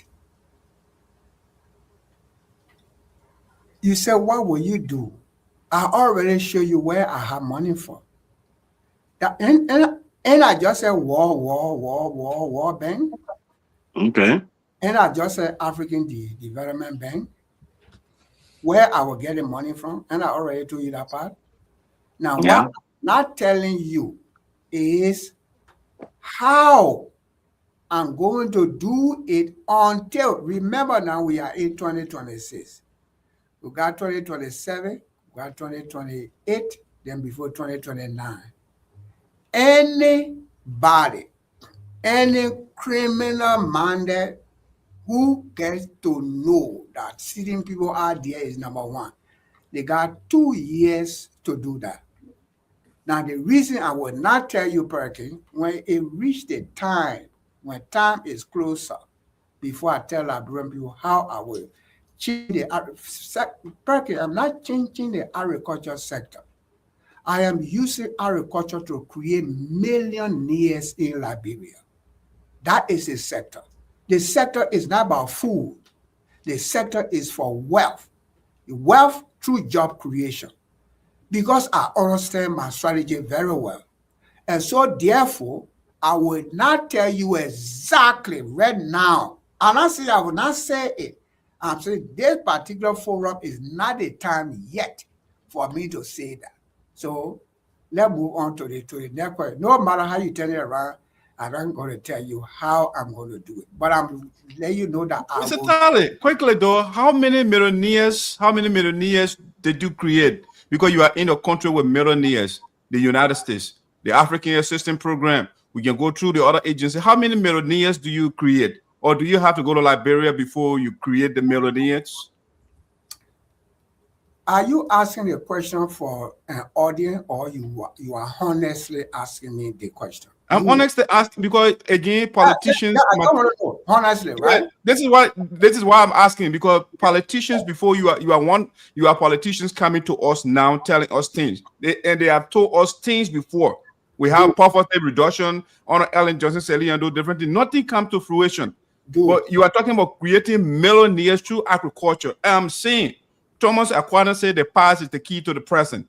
You said before you have an organization and you are running one right now. How many millionaires have you created in the world richest country? Okay. If my agency, African Assistance Program, a Liberian who you know came on a refugee startup from Guinea, from Sierra Leone, wherever, Ivory Coast, Ghana, they came to America, who actually cannot read or who could read little. And if they were to go to the mainstream American institution, no matter what they do, they will not succeed. When they come to my agency, and I walk them through until they get success. And those individuals become people who generate income for themselves. And those same individuals go to Liberia and build houses in Liberia. Who build those houses? Is that an individual or is it John Tarley that build those houses? Let me tell you, my son. Mr. Tarley, the analogy, I don't follow it. Like you say, you went to school, a teacher taught you, and you pay your schoolhouse, so the teacher built a school. I mean, like, you don't follow the logic. Yeah, you see what I'm saying here is that a person who sees the future is different from the one who is looking at the future. Your question is based on looking at the future, based on the past. Yeah, but Mr. Tarley, before then, when you were the leader for an organization, were you not looking at the future? How many millionaires did you create? That's what I want to know, because when you were a leader at the time, you were looking at the future. And I just said the millionaires are created are numbers I cannot. Please name one for us, for the record. Just name one person. Okay, that's what I'm saying. You just have to understand. I ran an organization as a person, right? Yes, sir. Perfect. This one, I am going to be a president of a country. Two things. That's why I said your question is based on what you are looking at than what you see. Now, Mr. Tarley, I'm sorry to interrupt. I'm sorry to interrupt. The reason I'm interrupting, Mr. Tarley, the people that create millionaires are business people. You have been running businesses, and you are not produced one millionaire. But you say you have to be president in order to create millionaires. That's my problem. And that business people can create millionaires. That's a point that you are still not understanding. When I started my conversation, I said the United States of America. If the business people create millionaires, let me just go by what you just said. Without the involvement of the government, during Bill Clinton time, when they how you call it, the airplane, let me just 9/11. No, the airplane in industrial fire bankruptcy. Were they not billionaires when they filed bankruptcy? Who came to their aid? Was it not government? When Mr. Tarley, a different thing you are talking about. You are talking different thing. You are talking about rescuing people here. You are addressing me as an individual. I am speaking as a government. What you're trying to do is that bring my individual into government. I'm telling you my strategy of how I will create millionaire in the country is when I become president. I'm going to invest into the private sector. The investment of government in the private sector will be the one that will create those millionaires in the private sector. That's what America is doing. They invest in the private sector. The America invested in the private sector, That's how the private sector began to create jobs, and then the people in the private sector became millionaires. They were not. The lady Is it my that on turn the now show to for ask my questions? I'm after the question. I'm not asking question, Mr. Tarley. Shirley worked with you before, and Shirley told us you are running on $11.7 million budget. And right now, Shirley cannot tell me she is millionaire. No, I mean, but and you what- say you're gonna Listen, create millionaires in Liberia. It's just kind of hard to believe. But let me bring the next person here. Let me bring the next person in. No, wait a minute before you bring another person in. This is why you still not understanding. I was running an organization. I was not running a business. Yeah, it was under the private sector. I received donors' money. And the money I received from donor created millionaire. And that's why you still now want to get. Why the 1 million. You're asking for 1 millionaire, you can't name it, Mr. Tarley. That's why I kept on telling you, if you give me the chance, then you understand the millionaire that I created. I created millionaires. Let me tell you, dude, that old woman who sat in her village and don't have means of brushing her farm for her to have food on her table. If you went to her with your $200 and you pay a group of boys to brush her farm and you give her a cutlass so that she can make her farm, when that woman food become ready, that food alone is millionaire to her. That's why you're not getting. When you empower people, the people you empower, that's what I said, those Liberians that came, at the time all of us came, who could not get job, that I helped to get job, and now I become taxpayer in America. Those Liberians are the ones who building houses in Liberia. You still asking me that I not created a millionaire yet? Then I don't know where you want me to create a millionaire. But for your information, the money was given to me to spend it, to run a program, to pay my staff. So I was not using the money as investment. It was a budget that was given to me, and I was using the money, and that by use of that money is what make your family person, your sister, your friend, everybody else to have job. Like here in my school, when people come here, they hardly read. They go to other mainstream American schools. They take the test there, they fail 3 times. They come back at my school. Then I say, you will sit there and I'll train you. And they sit there and I train them, and they take the test and pass. Then they get a job that pay them $25 an hour. You still asking me for who are the millionaire? So is that woman not a millionaire? What, because you don't see millionaires? The Tarley of $25 an hour does not make you millionaire. But let's bring Shirley. What's your question? What's your question, Shirley? She is a millionaire to her. All right, Mr. Tarley. Let Shirley, Okay. go ahead. Go ahead. Well, I absolutely love the discussion. You know, your perspective of being a millionaire versus Mr. Tarley's perspective of being a millionaire. That's a really interesting dialogue. I love it. How do you plan to engage the Liberian diaspora as partners in national development? Partners in national development.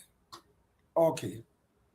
I'm not planning to engage diaspora, local. I'm not planning to do that. I am planning the same system the American government created that gave me the opportunity as a Sapo man from Sando County, from a little town, to come to America and temper and play in their money, use it. That the same opportunity I will create. I will just look for Liberians, where you diaspora or you in Liberia, wherever you are. You have a vision of how we can end poverty. I will invest in your idea and we will end poverty. So I'm not doing diaspora, or I'm not being specific on a group of people. Now, let me turn the question the other way. The actual enemies of Liberia are the diaspora Liberians. We are the one who go to Liberia, get jobs in Liberia, steal money in Liberia, and bring it back to the United States. We the same Liberian who go to Liberia, everything in America we learn, we go to Liberia and do the opposite, as 200-degree opposite, because Liberia is a country that can never improve. We believe that. And so we go to Liberia and do the wrong thing in Liberia, because the people in Liberia consider us as people from America. The people from America. So to them, we know everything, even though we are the problem in the country. So my focus will not be on where you are. My focus will be on the vision you have. How can you be part of what I'm doing, what the government is doing? How can we end poverty and create our own local media? This is our focus. So to answer your question, that's what we will do. Okay, Madison, if you guys can permit me, I have one more question of my own, but then there's a question, questions that was sent to me. Maybe I can read one of it. Yeah, that's fine. Can we be Brendan? Yeah, go ahead. Get a question and then you can read. The question of my own would be, as someone who I would say grounded in your faith, because at one point when you left from here and went back to Liberia, you were, or if you are still a pastor for your church, how were your values as a pastor or someone who is grounded in your faith and services? How will it influence your decision making in leadership? And that has always been what I've been doing, even on my job. I always put God first, and I always use the value of God. Fairness. Fairness has been my way of life. Shirley, you work with me. Can you show me any program officer in my office that made less than $35,000 when you were there? Was there even the girl that was sitting at the front desk? Was she making just somebody with your answer phone? This is AAP. May I help you? Please transfer me to Sherry. Then she transferred the person to you or to me or to another person. Did she make less than $28,000? No. All that money I was managing, they belong to people, because that's a budget I sent. So I used the budget for the people for whom the money was intended. A typical Liberian will be in Liberia by now. With all the $1 million that pass through my hand, they will take it for their personal benefit and pay people chicken change. But I believe in what God said. I believe in the value, my Christian value is a key to everything that I do. What is for me is for me. What belongs to Paul is for Paul. So that same value is what I am bringing into leadership. And that what I know that Liberia will prosper. Because I'm not going to Liberia for my personal gain. If I'm on personal gain, then I will not go to Liberia. Because right now, where I sit, I just spent 5 years in Liberia, I came back. Where I sit now, I can get a camera around for you to see my school. My school is the funnest in the entire city. I just came back up. It's the funnest. Everything else is funded. And just to know, I'm the only school. Now you will argue this one. You can do your research. The only lesson school in the United States of America, me, John Tarley, my school is the only school that pays nurse $100 per hour. Show me one school you know in the whole United States. You say what, nurse? Nurse. That pay the nicest that help. Like what level is it? LPM, RN, BSN? Nurse, just the thing that carry nurse. So by you, nurse. As soon as you enter my office, I pay you $100 per So hour. the LPM and the RN and BSN, they get the same pay? Depending on the work that you do. That's why I say once you are a nurse, you get paid $100 an hour. That's what I just said. I the only school in the entire United States of America. Because I believe in the Christian value that sharing makes an organization stronger. Because I share with African Assistance Program, all of you, the educated people, were able to stay in the agency. If I pay you $25,000 that time, you will have left. Other people are paying them $20,000, they will have left. I pay my staff more money so they stay and they do the work, then I achieve the goal. That's what I'm bringing to Liberia.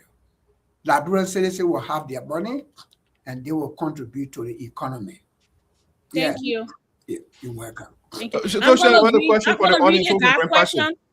Yeah. I wanted to read this guy question. One of his questions he gave two, but I'll just do one. He said you was at some point you supported President Joseph Boycott. What quality of vision did you see in each of them? So you supported George Weah, you supported Joseph Boycott. What quality of vision did you see in each of them that in your support? First, are they supporting you in the process of you expressing that you're going to run? And then, more importantly, if you were to become president of Liberia, what could you do different in terms of leadership that they are doing now? So number one, CDC, I saw CDC as a party of us. I thought we're the same age group, we're the same people with who see the problem of Liberia. So I didn't join CDC because of George Weah. I joined CDC because of the people in CDC. And so I said, because majority of us are here in America, so we go back to Liberia and we end poverty among our people. So that's why I joined CDC and I supported CDC. When CDC was not doing that, when few persons decided that, okay, they were to hijack the party by their political strength, then I decided during this going election that Joseph Boycott, considering Boycott working as vice president before, and he's a cool, calm old man, coming young, cool, calm, Liberian citizen. President Boycott visited Minnesota. Every time he came to Minnesota, I was on the team of Liberian that met with him, that escorted him wherever he had to go. So then I felt that, okay, I think something different will happen. But then it also did not happen. So then we can keep supporting people when we have a vision that can end poverty, and we keep supporting people doing different things who only have one politic for their selfish gain and not the people. And so therefore, there is time now to change the game around. And that's the reason why we're not supporting the both of them, anymore. And what would I do differently is what I just said. I have a vision. My vision is to end, poverty. How would I end poverty? Private sector and public sector, the public sector and the private sector working together. The strategy that I designed, investing in using the public sector to invest in the private sector. So a Liberian say, since we get iron ore, a Liberian man come and say, we need $5 million to build an iron ore processing plant in Liberia. Liberian government will say, here's a $5 million, build a plant. And in the next 10 years, that Liberian become a millionaire. Will he pay the money back? Absolutely yes. Okay, salute to him. He will pay the money back. Another Liberian person say, since we get rubber in Liberia, we want to create a rubber processing plant. So what you need? $10 million. Liberian government say, yes, it's $10 million. 2 months after, he become a millionaire.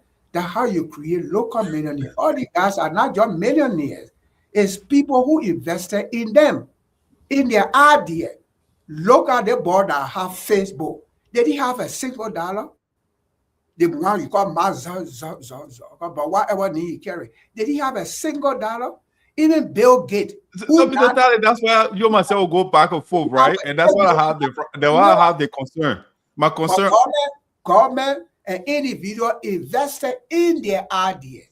And because they invested in their idea, today they become the millionaire. And they're not only millionaire, they created other millionaire along with them. Yeah, but Mr. Tarley, the taxpayer, or if you let the government of America, they have financed your idea of creating NGOs, right? Are you a millionaire? He said what again? Say that again. Because you said people have ideas, they have visions, right? And then people give them money to build their vision. You are then having the vision of building NGOs and stuff like that. And the government of America, different agencies, they have given you money to build the vision. Are you a millionaire? No, Joe, you need to understand that non-profit is not to make profit.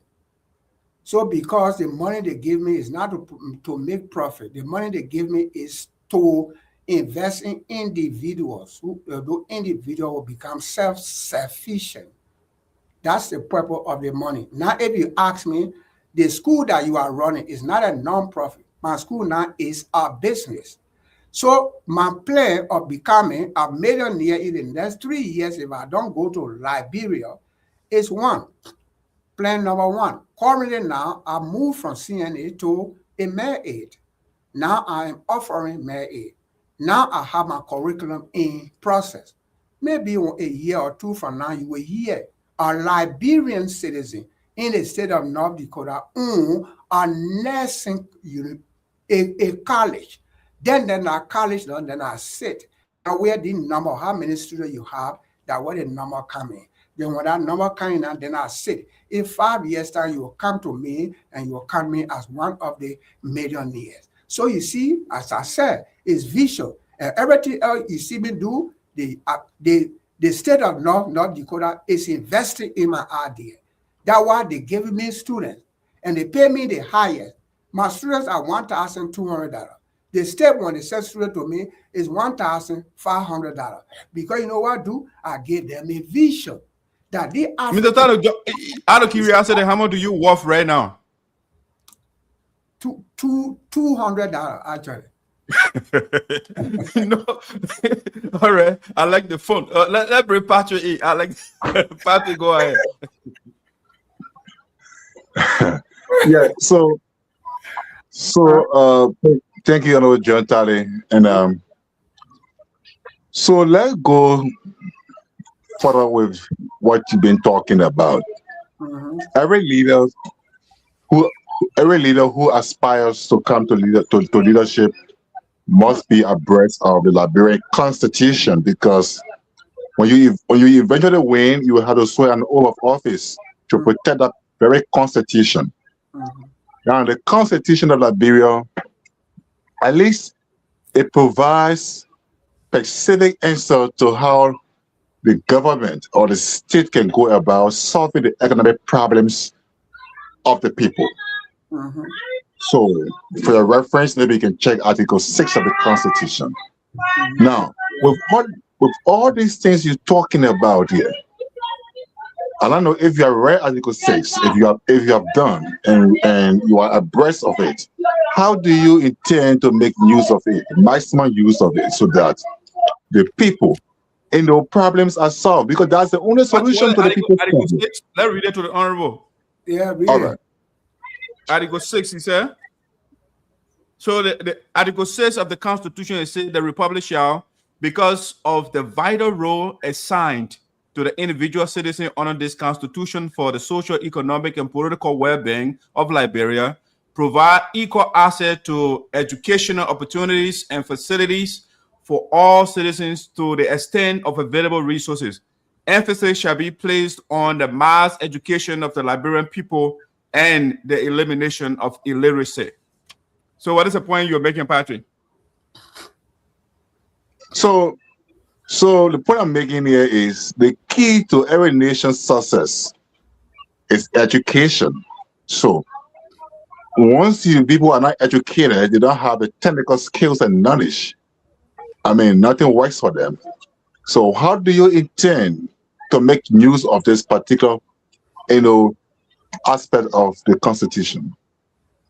Okay, Patrick.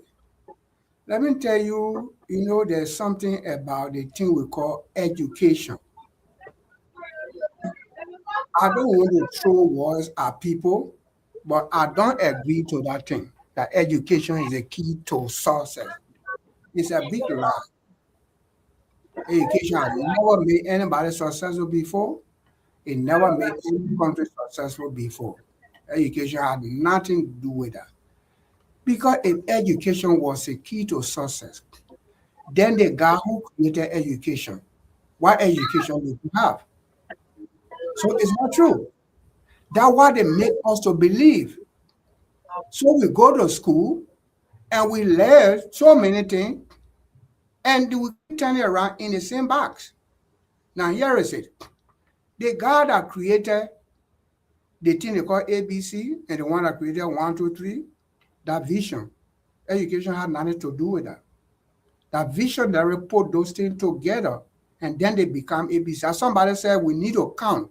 When we get in, we need to count them 1, 2, 3 in their data. Then they say, let's name it this way. Mr. Tarley, I hate to do this. If education is not the key to success, why do you have an educational institution? If you are interrupting me, then all right, I apologize, but it's just that some of the things you were saying. You're still not understanding what I'm saying. This young man is discussing Liberia as a country, Africa as a continent, Europe as a continent, America as continent. Let you go by your definition of education. Let you go by it. If all the people are educated, why there is poverty in Liberia? Why Liberians are running from Liberia coming to America? Why let me shoot my question for you. Yeah. So saying you don't agree, saying it's a lie. Even though I don't agree with you, because the context in which the framers of the Constitution, or even the great thinkers who propounded that particular theory that education is a key to success, even American author Francis Wallace said, "Book most nations." Well, while the context in which they speak is different from what you are thinking, let make progress on this one. So you form a party, the National Freedom Party of Liberia. That's your part. That's a party, and so you are not different. You are not different from Charles Bronson the late. You're not different from how they call himself, Sherman. Okay, you're not Barney Sherman. You're not different from Arizona Cummings, and you would not be different from Duncan, from Sir Duncan and Sir Joseph, and all the folks who have established, political parties just to fit in the same system. You want to criticize that because people want to go to sell a seat in the second round. Now, if you were a sedition, before, or were a UPS before, and then you feel that they are not doing it, why can't you come down to the country, find a way around some of the parties that are making headways, maybe the Liberty Party, the CDC, or the Unity Party, or any other party, for example, find a way around it, make the move like the people of Ghana are doing. One minute. That when Ghana, after Ghana came from her dark days, they got several parties, but at least the two most leading parties are the NPP and the NDC. And anybody who wants to become president, you either win on the ticket of the NPP or the ticket of the NDC. In Liberia, this seems to be the contest we are heading to. Unity Party or CDC. Maybe somebody else will win too. So what do you find your way through one of them instead of forming another political party, making the number of political parties now in the country to 30 political parties in a summer country with just 5 million people? Well, if you and myself could think the same way, I would have thought the way that you thought. But again, you see the issue of education, that I say education has never made anyone successful before.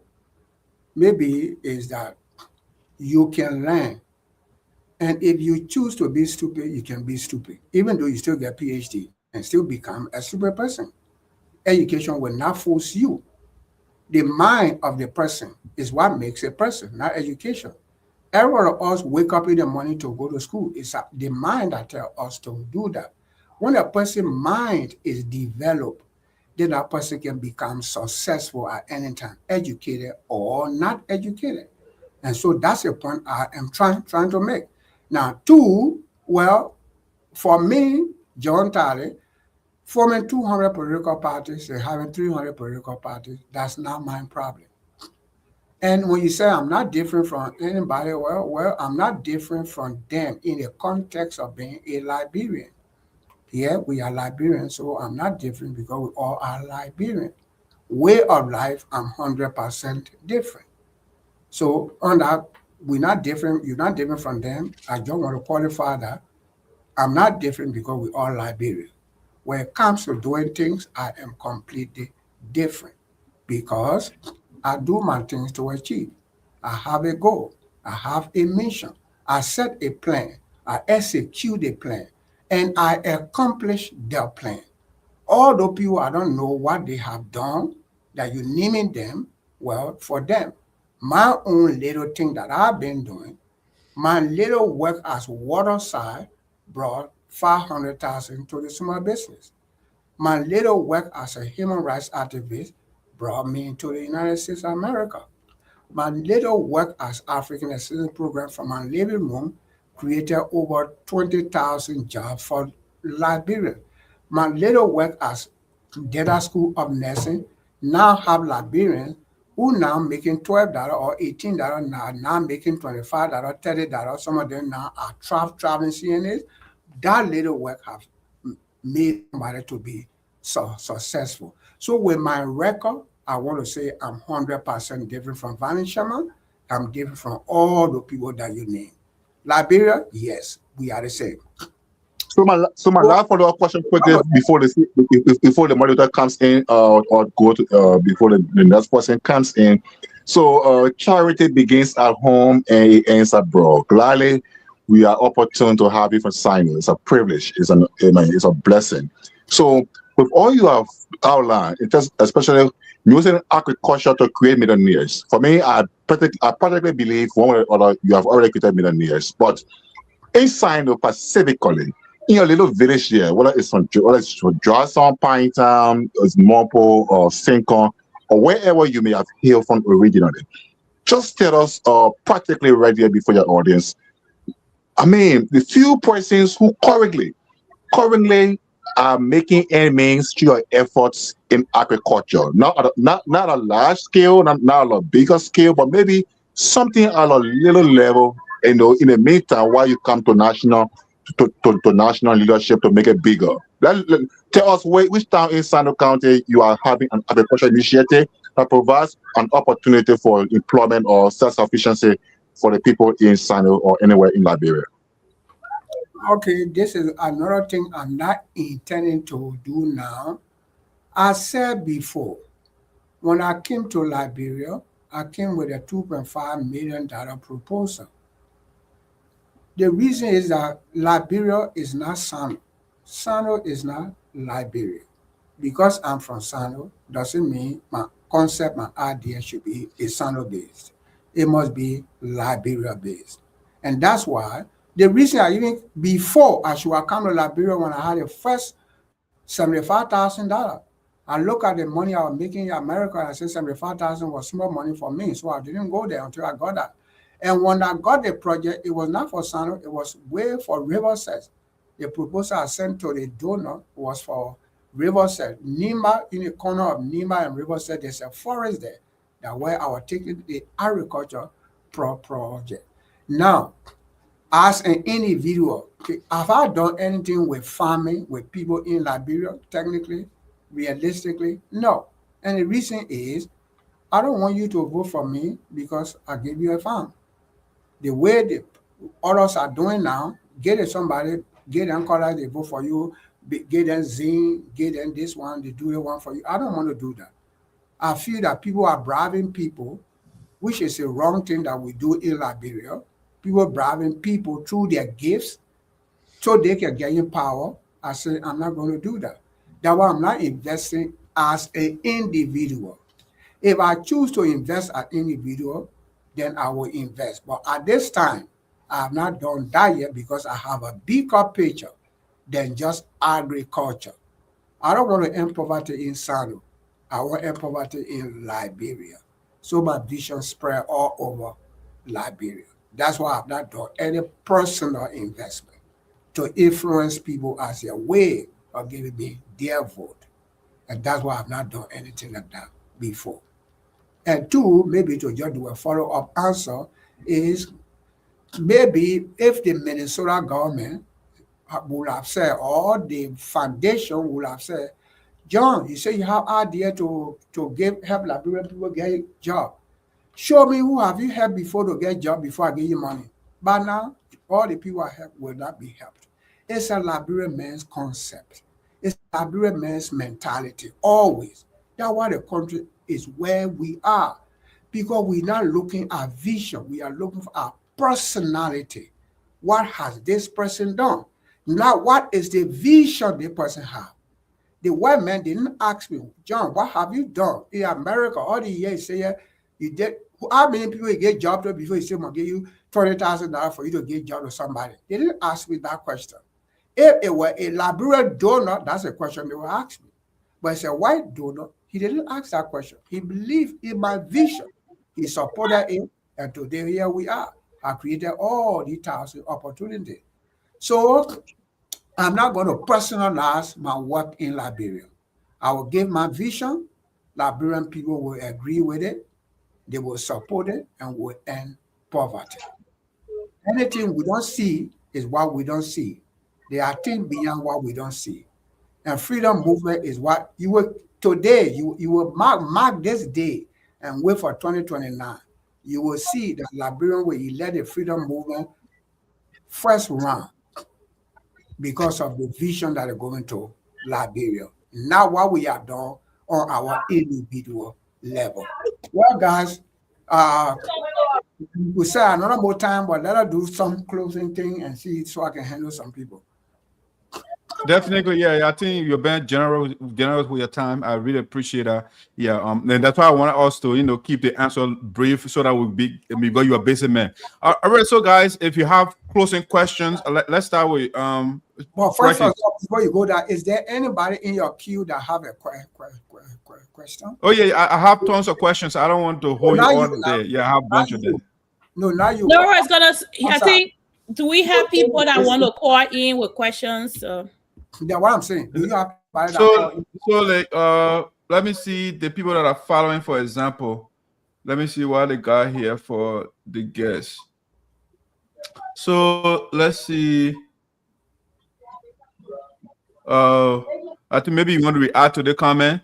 You said nobody can be the president of Liberia come 2029 when you guys like myself or don't even know you or about you. So the person is saying they have not even heard about you. How is it possible that you win first round? In other words. Oh yeah, but I just said that again.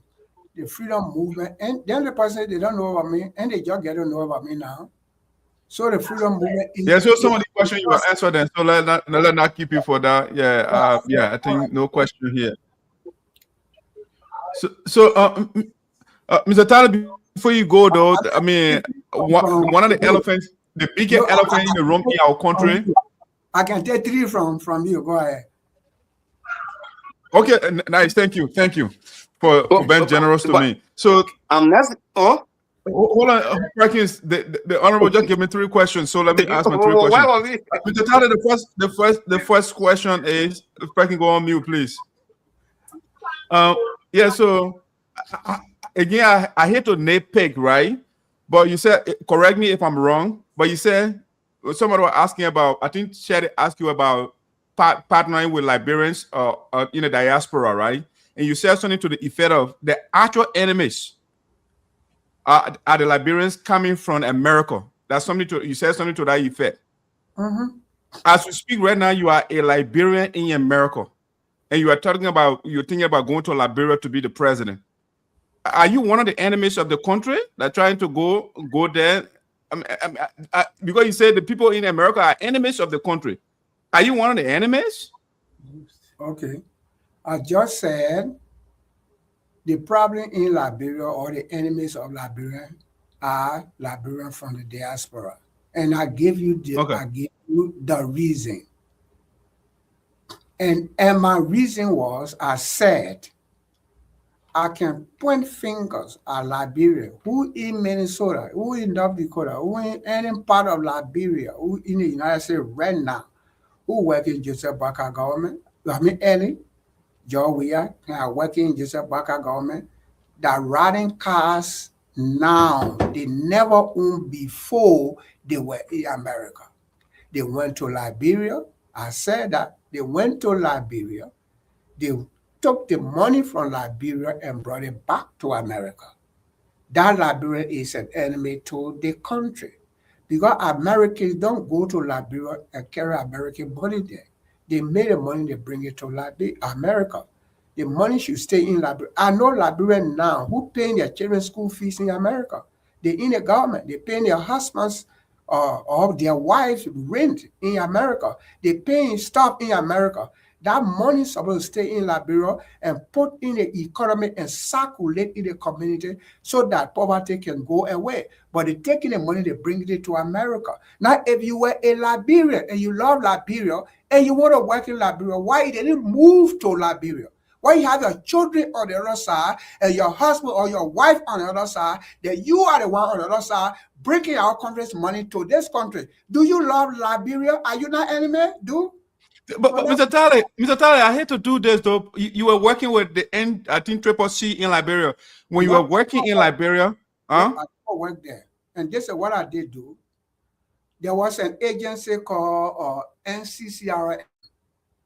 Yeah. Okay. I worked for, so let me call it what. But I was a contractor there. My job was to assist the agency to set up their case statement, make the agency to be able to build a international case statement so they can send that statement out to bring donors to Liberia to support that agency. That's what I was doing in Liberia. So every 10 cents I got paid for was in Liberia, was invested back into the economy of Liberia. I would not pay my wife light bill in America. Every cent stay in Liberia. That's my okay. But the idea. But the point I was trying to make sure, when you were in Liberia, all your family members were in Liberia. No. Okay. All right. So that's no. But I did not support them in America. That's my point. Okay. Okay. All right. So you say 3 questions for me, right? So the last 2 questions, Mr. Tarley, you are currently running a school, right? And I've been talking to you for like 2 hours. You're a pretty educated man, and you say education does not make people successful. I don't know, because then why are you educating people if education does not make people successful? Why did you go to school your very self if that's something that does not make people successful? Perfect. So, Duke, if you sat in your house and did not wake up to go to a classroom, does the classroom come to you in your house? Yeah, if you want to do homeschooling, they can do that. Perfect. Where? In America, wherever. If you get money, you can homeschool your children. No, in America. Just say in America. No, everywhere. If you have money, Mr. Tarley, you can do that. If you want to homeschool your children, you can pay for that service, and it will go there to do it. In America, that way you came to the country before you knew there was something called homeschool. When you're in Liberia, you got no idea. Wherever you came from, you got no idea there's anything called homeschool. So don't play politics. Let's discuss Liberia realistically. So now, here is it. My point here is, I said before, education don't make people successful. What makes a person successful is the mind. You can be educated. When you don't have the drive to move, the education is just hanging up in your living room. You got a degree hanging up in your living room, and you still work in the factories, though. So education didn't make you successful. The drive, the desire of the So, Mr. Dad, how do you define success? How do you define success? Success is a person's ability to achieve what they want. Then that's success. Anything you achieve based on your ability is success. Anything you achieve based on education, then it's not education. It's your ability to use your education to achieve that thing is what makes people successful. So education, let me tell you, dude, this is what I said in my plan. When I was on Spoon, the few minutes I spent on Spoon, I said, like this brother just asked me a question. I said, when we enter Liberia, we're not going to build school. We're not building roads. We're not building, electricity. We're not building other things. We're not building other. There's only one reason. Only those who have vision will understand what I'm saying. I said we're not building all of that. Because, Duke, you tell me now. Let's be real between you and yourself. Don't do political things. Just be real as a Liberian. The University of Liberia are graduating students. The AMEU graduating students. The UMU and all the U's are graduating students. Where are those students? They go after graduation, they come and sit down in their living room and start playing checker again. So when you build school, do you have sense? That's why the white people can laugh at us. They so look at the people, they're so stupid. You got all the people graduating from all these schools. You don't even get a job. You still want to be at another more schools. So the white men know that we're stupid. So I'm telling them that I'm not stupid. So I'm not been in school. When I enter Liberia, all those who have not been having job are going to get a job first. That would be my primary number one. Then number two, those who want to go to school are going to provide an opportunity for them to go to school. That primary number two. Then after achieving that part already, then now I can start building school. I'm not going to go to Liberia build one university. How many people are graduating from the places? You do, is it because America have a better healthcare system? Is that a reason you came? No. You just came and benefited from the healthcare system they have. You have money, you got insurance, then you go to hospital. You build beautiful hospitals in Liberia. But the old man over there in your village don't have money to go to hospital, but you get big hospital, fine hospital. Old man can't go there. It's the old man not part of the citizenry of Liberia, but he built a hospital for only those who can afford. What happened to her? We are saying, no, we're not building no hospital. We'll take the hospital to the people. We got something we call not on wheel. You didn't give me a chance to give you my platform, but we got something we call nurse on wheel. We will take those nurses into Vubadi. We will take those nurses into Weja City. All the Sano, the nurses who graduated from nursing school in Sano County, the government of Liberia made money available through the Sano Development Fund.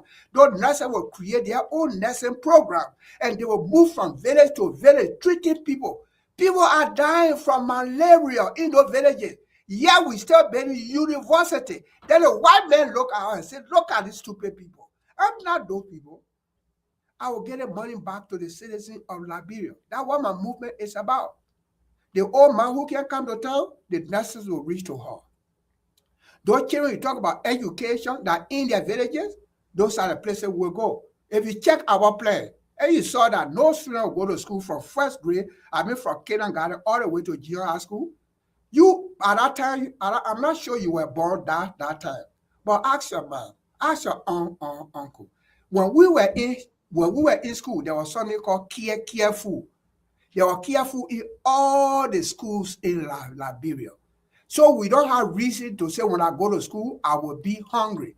Recess time, food is ready. Every student, even that piece of bread, we will eat it. We are reintroducing care food into the school system. So that's why we not building school for the first time. We empower the one we have there. That those who will get them both jobs. So Mr. Tarley, quickly before you go though, are you a socialist or are you a capitalist? Both. Anything that on social that benefit my people, I will do. Anything that fall on the capital that benefit my people, I will do. Because let me tell you, the socialist and capitalist stuff is somebody's strategy. America, when you say America is a socialist or is something, but in America we got more welfare program. So when we call America a socialist state, but if they say America, there are other people that say no, we don't want welfare program. But the very people that say they don't want welfare program, they support welfare program. Is America a capitalist state? So Mr. Tarley, what I'm hearing from you, if I go to Liberia and working hard and establish my business, you would take my money from me and divide it among the people, basically. That's what you're going to do? What do you mean by that? Because you say you believe in capitalism and socialism. So the socialist is the one that says, you know what, I will use taxpayer money, I will take money from people and divide among the people and create programs. So I'm saying if I went to Liberia, establish my business, I use my personal money from here, establish my business, and you are in power, you're going to tax me so that you can share the money around. Is that what I'm hearing from you? The war sharing around, I don't know if that what any socialist state in any country have done, grab people money and share it with people. I don't. That's what they do with the tax people.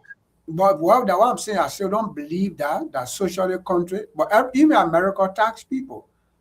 America gave us tax return. That money America dividing around. Duke, you work and you pay taxes. Why should they give you return? Do you understand that tax return? You need to sit down and study that tax return. That socialists are the biggest form of socialism. You know that they don't want to give it to anybody. They say if you work, we'll give you some money back. That's what that means. So they give you the taxes back.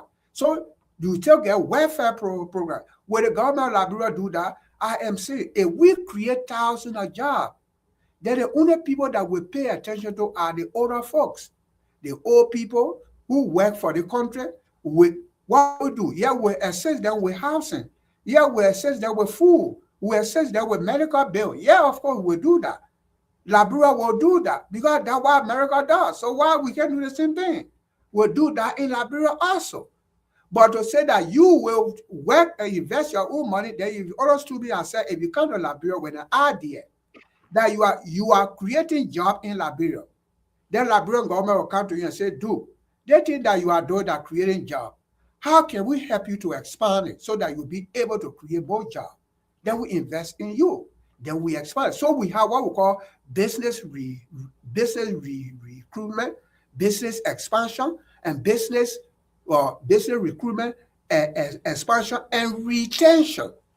Like you come with a good idea and you're now doing good job, we'll come to you and say, okay, see, that is a silo. I think that people in Nima would need it. Because what you do in silo, Nima people may have use for it. We gave you some $1 million. You go to Nima, you create the same thing. You pay us back later on. Yes, we will do that. We'll be investing in this. Mr. Tarley, last but not the least, my last question is, the agency you work for in Liberia, a couple of people, they were indicted for corruption. I mean, how will you tackle the issue of corruption in Liberia? I see corruption. Let me tell you, for everything that the world is carrying left, I turn it to right. You know what Liberian people always say? They say poverty, they say corruption is responsible for poverty. That's what people always say. I am saying no. My strategy says no.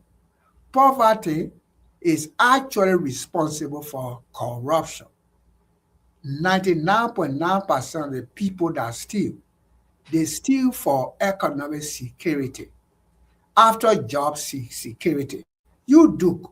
They just take for you. You finance minister. You drop all the BB cars. You passing around. Everybody see you. I fire you tomorrow. The next you come on the road to wait for taxi. The LIBERIA'S mentality will tell you, say, locally, man. He was finance minister over there, afraid that still not still locally stupid man. Either you are us come to fight over taxi because your government, LIBERIA may expect your life to be up. That's the reason, the motivation behind people who in power stealing, because they don't want to leave from there and come back to the lower level again. So the citizen will not embrace them as good people. The citizen will consider them as stupid people. You're afraid then you not see Liberia that your power farm, that the thing they will do. So our strategy here is, how will we end corruption? We will end corruption if for any reason we create thousands of jobs. So if we dismiss Duke as finance minister, Liberia Bank for Development is prepared to hire Duke as manager there.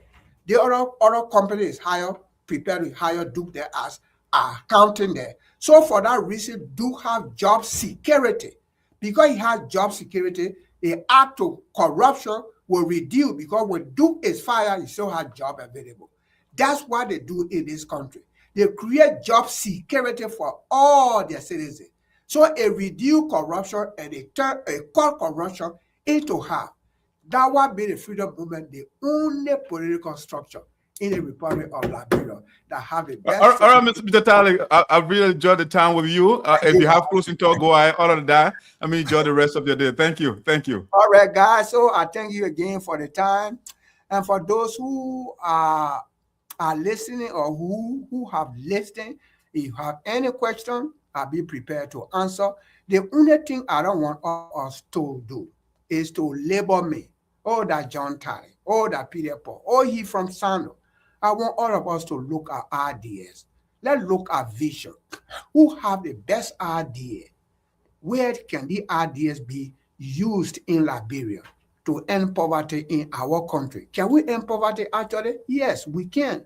We just 6 million people. The money we have in our country is greater than, more plenty than 6 million people. Why people are so poor when others are enjoying?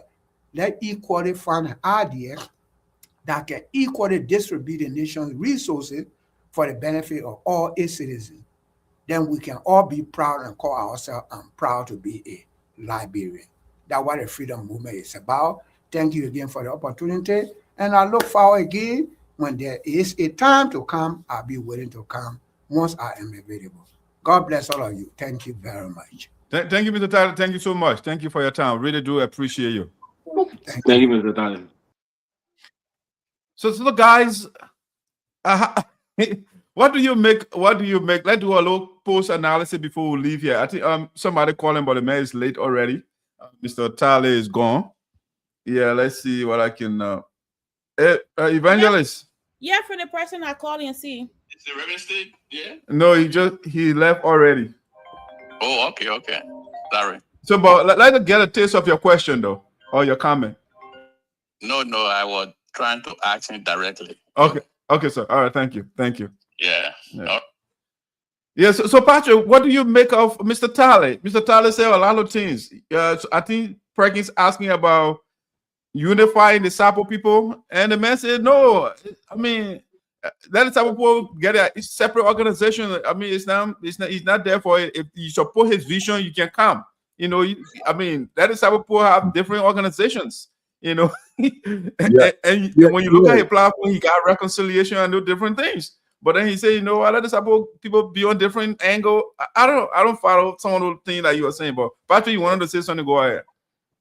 Yeah. So post analysis. Well, I think on the issue of his view on the Sapo unity, from the context in which he speaks, is good. All right. So there can be as many. Somebody else calling you here today. Yeah. Call your own number. I'm sorry that Mr. Tarley left, but I listened to Mr. Tarley attentively, but I found it difficult to see how he will win the presidencies. Looking at the political parties that we have in Liberia, close to almost 21 or 30 political parties. Secondly, it does not have the political numerical strength. So where is the political base? How do you know that for sure? I know. How do you know? How do you know it's total? Mr. Tarley, the first place what you have to do your political analysis. Looking at the two political grassroots parties, the bigger parties in Liberia, the CDC and the Unity Party.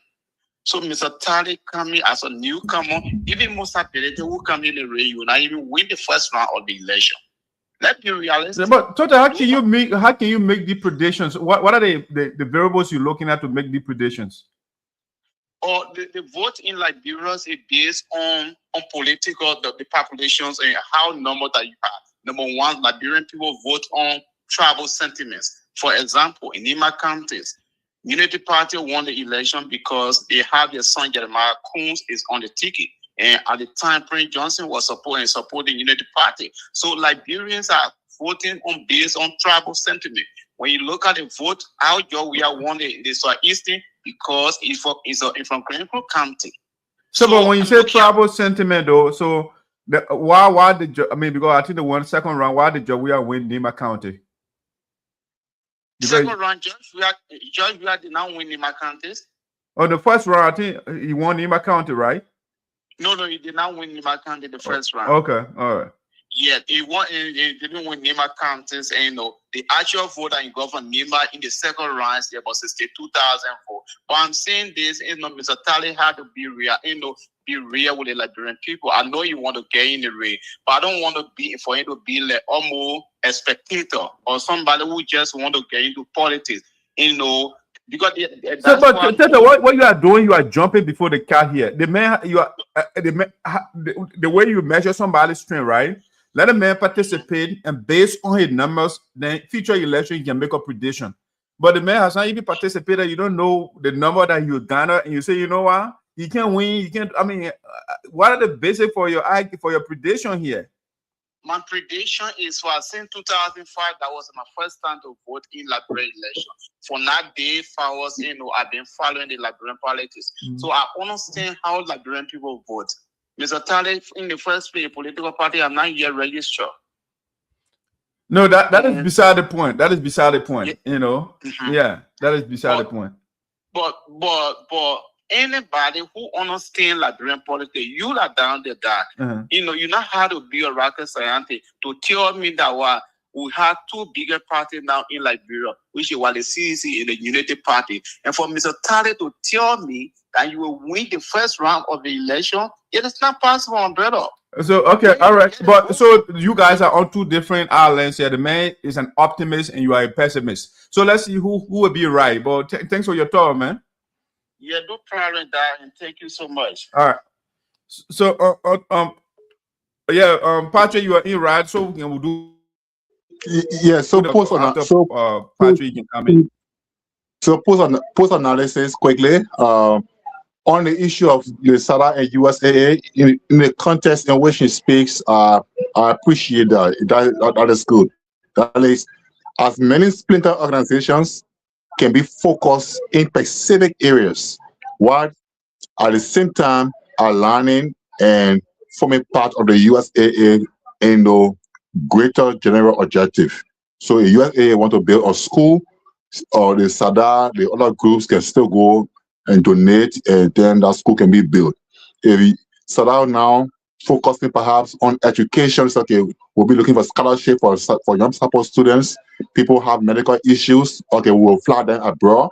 So that can be specialized in that area, and other organizations can be specialized in that area, as not creating competition. So I agree with him on that one, and on that basis, we can have many organizations. But on the issue of his own ambition, he got great vision, and he know how to articulate his visions well. His ideas very well. But honestly, his responses to some of the questions are very diminishing. For instance, no Liberian president has ever come to power, in fact, without the diaspora. He cast a dangerous cloud on the diaspora community. If he has said some members of the diaspora really have not been good. They've been caught in corruption. Maybe using the Ellen Cochrom's case as a case study, and others who have been indicted before as a case study, specifically, that would have been fine for him. But to say the diaspora generally in that context, he loses a greater support base immediately because he has the economic power to make him win. On the other hand, everything you ask him, he says, I will not do it that way. All right? Yeah, I will not do it that way. Will you call the diaspora? No, I will not call them. Will you engage into education, healthcare, other things? No, I will not do it. Education is the key to success, or education most nations, or education is a bedrock for development or improvement. No, it is not it. So then what is it? What is it that he wants to do so special? Because even in the very US, in the very United States, the things he wants to do in Liberia, or that he claims should be the case in Liberia, even do happen there in the US. So then what kind of country he wants to create? And on the other hand, agriculture. All right. So charity begins at home. So right now, for example, in December, Shirley distributed over 100 bags of rice. All right, to vulnerable people. The majority of the people who benefited, including myself, are people from her community.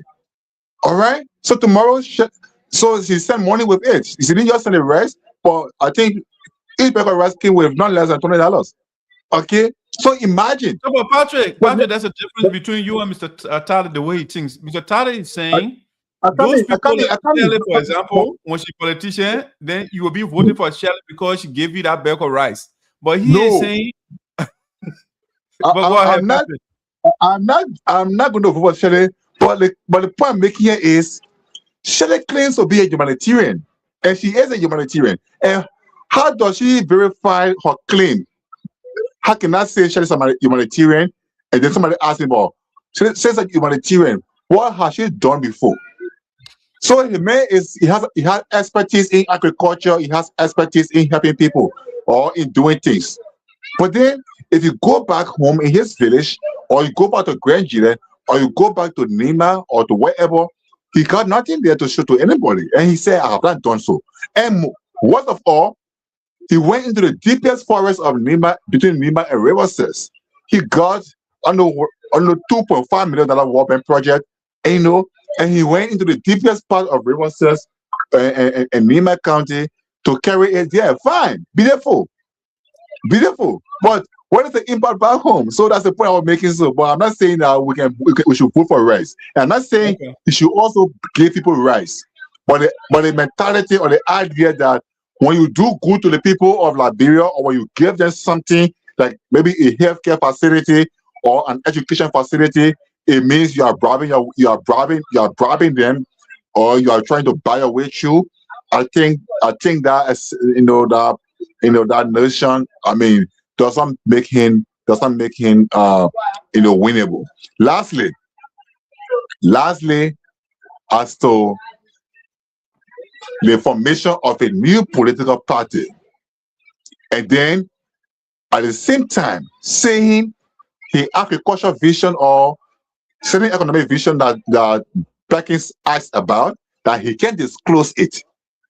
I mean, that was being nationalistically selfish in some way, because to help a nation, it should not be based on a crap mentality that if it's not me, it should not be the next person.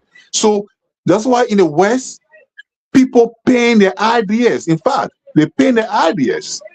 For example, America's children's or any federal agency, but it came directly from Oprah Winfrey. She painted the idea and sent it to Congress. Congress look at it, say yeah, and then President Clinton look at it and say, wow, it makes sense. So citizens can paint their ideas and give it to government, and government can review it and say, yeah, this thing makes sense, and we can make it something, working as a national policy. So to keep it in his closet until he wins before he can disclose it, no. I think Let's bring Shirley. Shirley, what we're doing post analysis. What did you get from your former boss? Do you think his vision is convincing to the Liberian people? I mean, are you going to vote for him right now? If you were to vote for him, I'm giving what he just said based on his policy, and not because you knew him before. Will you vote for him? What do you make of his analysis or his campaign? Well, I mean, first, to just come on here and be brave and express what you want to do. Everybody has the ability to dream and to dream big, and I want to say good job to Mr. Tardy for coming up with a vision that he believed in and working towards. But I think the place Liberia is right now, just having a vision alone not going to take off from being the poorest country or one of the poorest country in the world, because a lot of people have vision, and even the people that been president in the past or the one that is currently a president has a vision, but it comes with an action step, right? Not just saying it, just do it. And I love some of the question, and I don't think some of those questions was really answered by Mr. Tarley. To get to know, in the past, like past history, you had this amount of money that you would that you had control over to be able to manage, right? What happened to that money and what happened to the organization? I get the point of, people reported him and all of that, and I get it. But he said something which I didn't get to ask. I wanted clarification on that as well. To say he walked away from like 11 point something million dollar, but then the organization got closed with $307. He said something like that, but it's around $300. So, so that part I wanted him to clarify more on that. Like, what happened to the rest of the money that the organization was closed with just $300+. I don't know. And then another thing he said that I wanted more clarification on as well is the fact that, people were basically jealous, if I heard him right, about the car he had, the clothing line, and people thought he was using the organization money, which I didn't think he was using the organization money, and I could be wrong. But then, because I know him personally, so I don't think. But somebody who outside looking at him from the outside will be like, okay, well, you were riding those cars. You had a BMW or whatever a fancy car you had. So it's valid for somebody to say, oh, I mean, you're using the organization money. So if you become a president of Liberia, are you not going to be riding fancy cars? And people are going to say you're using the Liberian people money, or you just going to close down the country because people are saying you're using the Liberian people money. So that and then you understand that other part of, okay, we are closed down the organization because people will talk, especially if you want to be a president of Liberia. Yes, we are going to be like, you're using the Liberian people money. The same way you're pointing finger at the people in the government now having their children abroad here, and they're paying their children school fee, they're paying mortgages for their spouses. People too will look at him that way because he's not moving his entire family to Africa.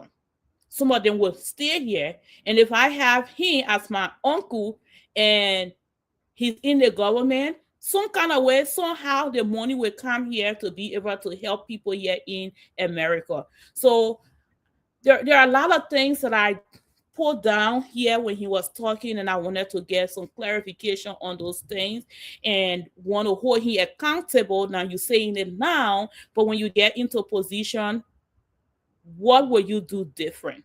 Because pointing finger is something else, but can you do it when you're there? Like the old people say, my late grandma will always say, it's easy to point finger or to say this person is not doing X, Y, and Z. But when you get into that position where you get the shoe on your foot now, it's completely different.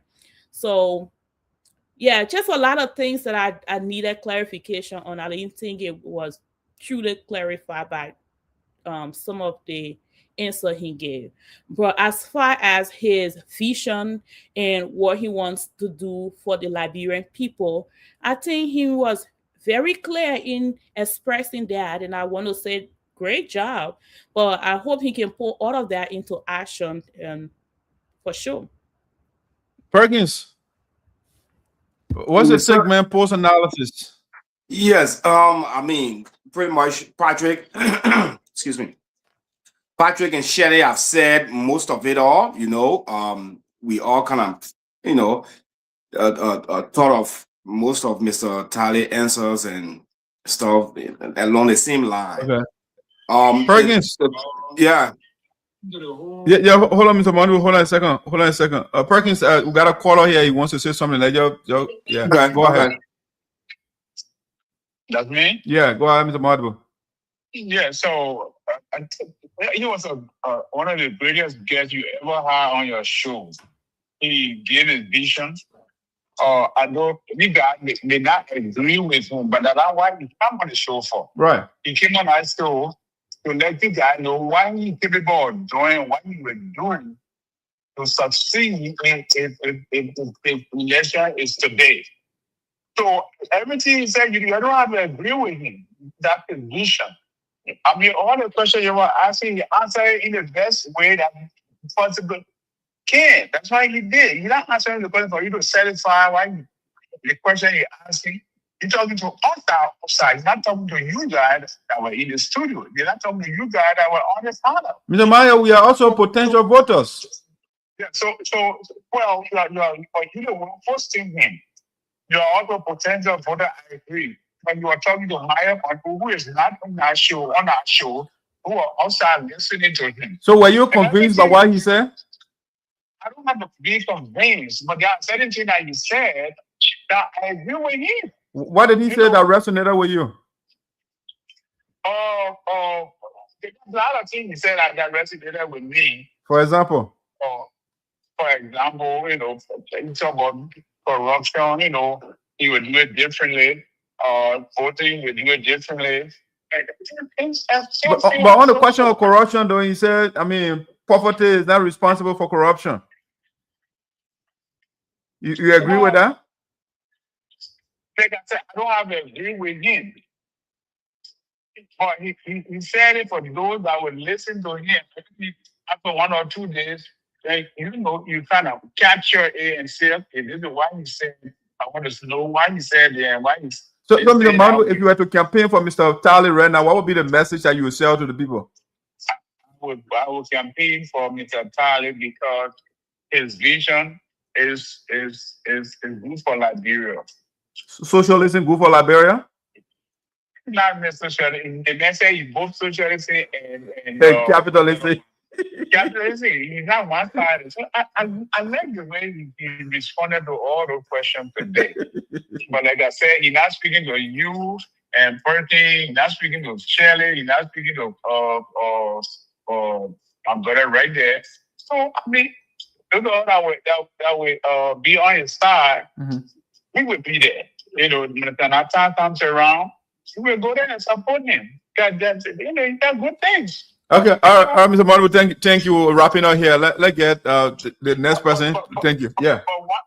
But one thing he said that without work, you can't change the Constitution. Because the Constitution said if you're getting a raise, you have to have 51 or 21%. That one thing I disagree with him that if he up among 30%, he should be the winner. No, it doesn't work like that. So I disagree with him with that. Yeah, maybe he might amend the Constitution, propose a constitutional amendment. Maybe that's what he's talking about. So that's right. I think that's what he's talking about. So that's the maybe I disagree with him from. I can try to say that one verbally. Yeah. Okay. All right. Thank you, Mr. Modible.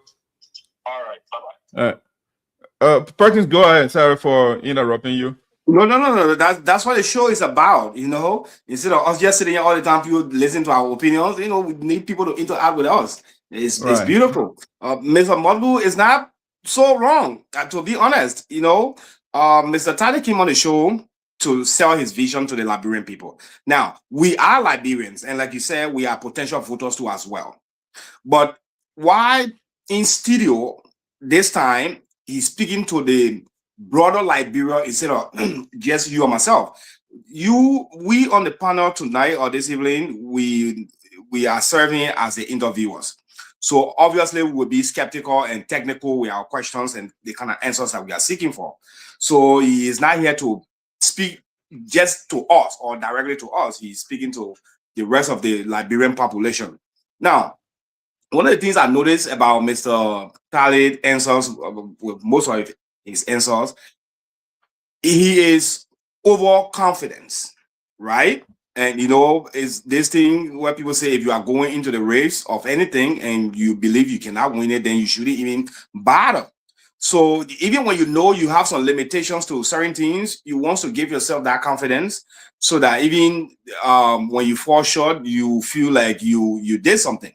So I feel that's where he comes from with most of his answers, because you myself know if we get 30 political parties in Liberia and you are not known yet for you to win first round election, it's kind of tough.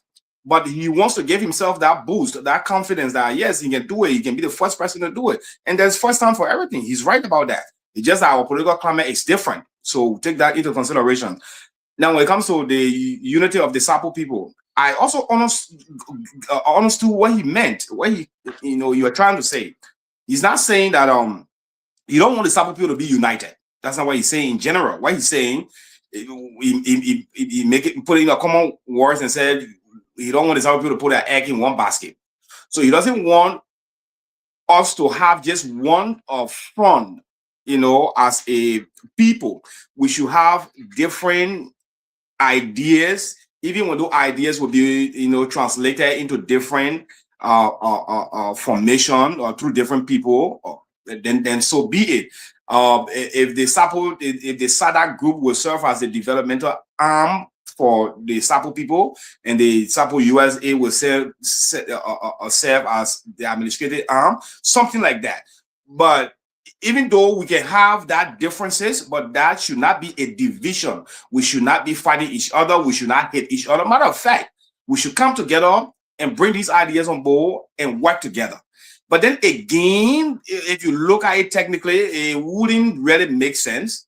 We can have one big Sapo organization and give and divide into different sectors and give people different responsibilities to carry on those responsibilities. We don't necessarily have to have a whole different organization with file 1C3 and the other one with file 1C3. Then you say you bring ideas together. We don't have to do that. We can be a one unit and still, spread our ideas and give each other responsibilities.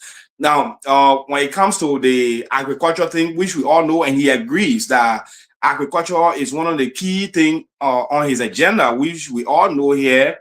Any country that cannot feed itself will always be in the poor column.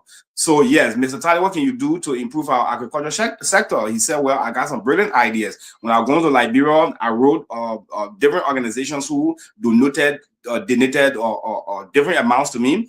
But my main idea on how I will implement the expansion or the growth of our agriculture sector, I wouldn't say it yet on this platform. Because if I say maybe Joseph Baga was still there or woman Jovia was still there, I don't buy that. You understand me? Because the thing here is you actually want to say those things so that people can see what you say and can understand that you know what you are saying. And that will influence people to vote for you. But when you say, no, I can't say until I win, that means the Liberian people got to buy pea in the bag. They don't know what they buy. And so that way, you will not be different from the many politicians that we got in Liberia. I always say this: there are a lot of things that our politicians, at least from my perspective or opinion, that they have in common. The Ellen Johnson, the George Weah, and the Joseph Waka. Just for example, even when we go back to the child setter, the one thing I know they had in common is before becoming president, they had no economic structure in Liberia that they can point to and say, this is what I did for the Liberian people, even though I wasn't president yet. They all have that one thing in common where they have no infrastructure structure, school of their own that they can point to before they became president. You understand me? So when it comes to Alexander Cummings, I always say Cummings, you got to make yourself different from them. Don't fall in that column. Don't say because George Weah became president, he never had anything going in Liberia, he became president for popularity, or Ellen became president because she was the oldest politician who was still around. Joseph Boga became president because we got sorry for him, we were too old and being politics forever. Cummings, you don't have to do the same. Do something for the Liberian people. Let them be able to see it. Let them put their finger on it and say, this is what Cummings did when he was not president. So when he becomes president, he can do more. But no, you're not doing that. You want to follow that same route. So that's exactly what John Tarley is coming from. That's what you're trying to do too as well. He wants to be like the regular Liberian politician. And so the answers were not bad. This is his first time on the show. I want to believe if we invite him again, some of those answers that he gave today will change. I can guarantee you that. Because, sometimes when you go and reevaluate some of the things you say or you answer to, you would know that when it comes to education not being the key to success, I learned a quote and I always say, education or hard work does not necessarily guarantee success, but it certainly increase the chances. Right. You understand? So we understand. And you got either 2 or 3 different forms of education. Now, if you are talking about formal education directly, we all here now, we got to be able to read and write in order to live in today's society where technology is how we work and how we do most of our things. So yeah, that part of education today, in order for you to be successful in certain things, you will need it. Now, when it comes to you being innovative and doing things without actually having to enter a classroom, that other form of education too, yes, you need it. If you have it, that's good, you know, and you can use that too as well. So I believe that's where he's coming from when he say education. You don't have to be educated to be successful. That's where he's coming from. But we all know you have to be literate to do the kind of jobs that we do today. Even when you work in the factory, you got to do application. You got to go for interview. You got to go on machine and press button. If you can't read and write, you will have problems. So education plays a lot. What we understand, a lot of the people that are successful, that are rich today, they did not go to college or specialize in different careers. You understand me? Some of them, Mark Zuckerberg, and get up one day and saw a vision like him, Mr. Tarley, and you know, and establish it and become rich. So that's where he's coming from when he say education is not just the key. I want you to always use the word education is not just the key to success, but you can say it's not the key. You can say it's not just the key. Then it's not a key, right? Yeah, right. Then we are getting somewhere. But like I said, if he come back on the show or he goes home and view some of the answers, he will adjust, and next time you will have, you know, better answers to these questions. But definitely. Let me just end here. He articulated well. He articulated well to understand. Yeah, I mean, personally, there's a difference though. He was more relaxed on here today than he was on Spoon Talk. You know, that's and I think he has to assume the posture he had today. He very relaxed, but on Spoon Talk, I don't know, because the guys were pressing him too much. He was like yelling too much and moving around, and he was maybe So next time he goes there, relax and give his answer like you were doing today. I like that. He was very relaxed. Yeah, a lot of things, tons of things I don't agree with him. I mean, when you say poverty is not responsible for corruption, to understand it's true, but practice we are in the US, a lot of politicians here, they are corrupt. Is it because, you know, he said poverty is responsible for corruption? Actually, that's why he said something to that effect. Poverty is responsible for corruption. And we live in a country where corruption is rampant, but the people that are poor, no. Trump is a more corrupt man down in the world, but he's not a poor man. He just wants more money, you know. So corruption, when you say corruption, I mean, poverty is not responsible for corruption. I don't know. Yeah, so yeah, but that's something. It's a whole lot of things you say. You know, like you rightly articulated that education is one of the keys, of course, to success. John Tarley is doing what he's doing today because he's educated, right? Yes. I mean, if you're not educated, you will not run a school. You will not know how to run an NGO, how to apply for government grants and do different things in order to get the funds from the government. You know, so he went to school, and that's why he has that knowledge. So when you say, "Oh, education is not the key to success," it's not the only key. We agree with you, but one of the keys. You know, if you even look at the statistics, people that have higher education, they have a higher earning potential than people that don't have higher education. It's a fact. You know, so the more education you get, the more pay you get. At least in the same thing in our country, Liberia, those ministers, they make more money, right? Than the honor people, because what? They have higher position and they got higher education, right? So they make more. You know, so that's a fact. But for practice, I wanted to share just quick commercial. I mean, I read Mr. Tarley's agenda. You were talking about $300 minimum wage. I mean, all the different things, 5 million.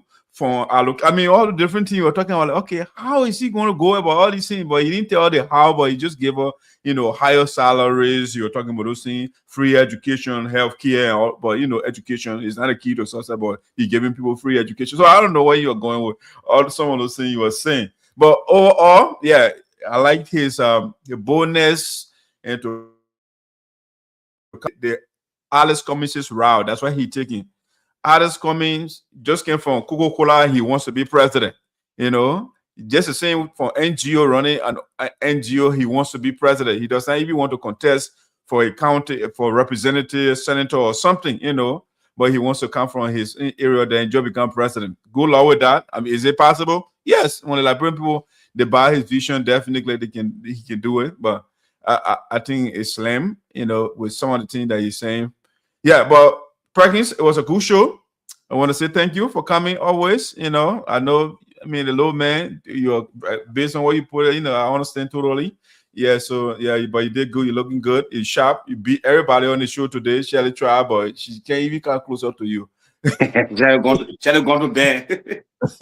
Yeah, Shelly's tired. But that was a good show, man. Let's call it a day. We have this young man that was fired by our lawmaker. I don't know whether you follow the story. I don't think so. Right yeah, he was fired by Alexander Noah. He's a district coordinator for him, and he just got fired. But maybe next show we're gonna go deep into it. Yeah, and find out why he was terminated. But there's the communication from the Facebook page of the lawmaker office of Honorable Sonny Noah right here for immediate release, March 24, 2026. The office of Honorable Alice S. Noah, Representative Electoral District number 3, Sino County, is pleased. You're firing somebody, you're taking the person from a job, but you see, you're pleased, right? Please inform the general public that Mr. Stanley David Natty has been relieved.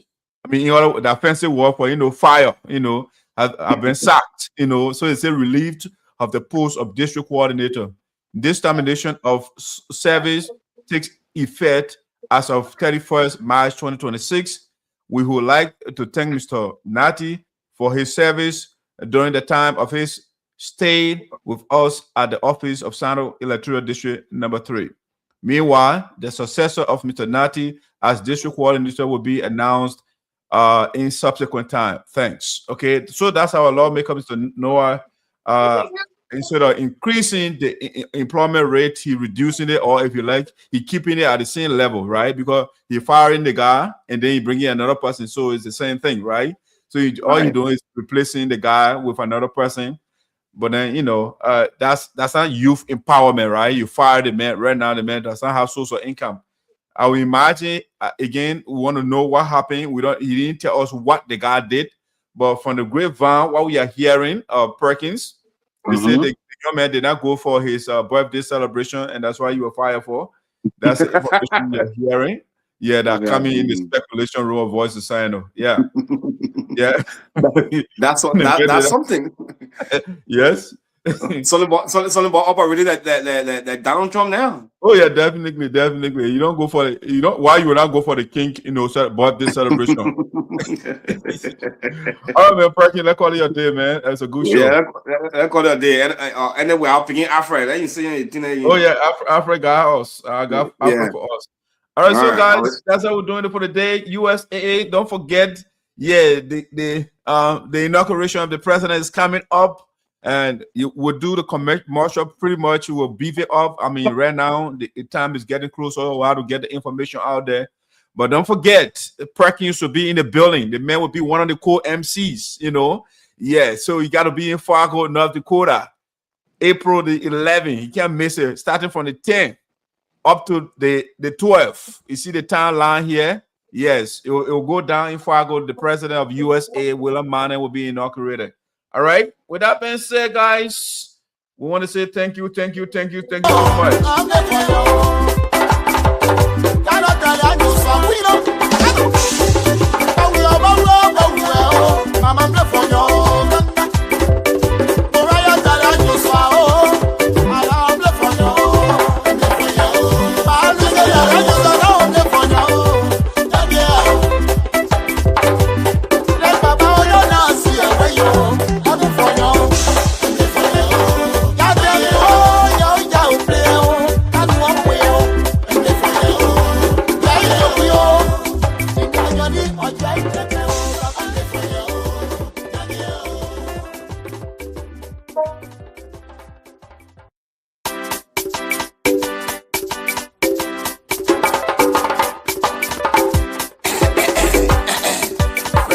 Tarley the Kulemo boy alongside Prince Near Tarley on this one.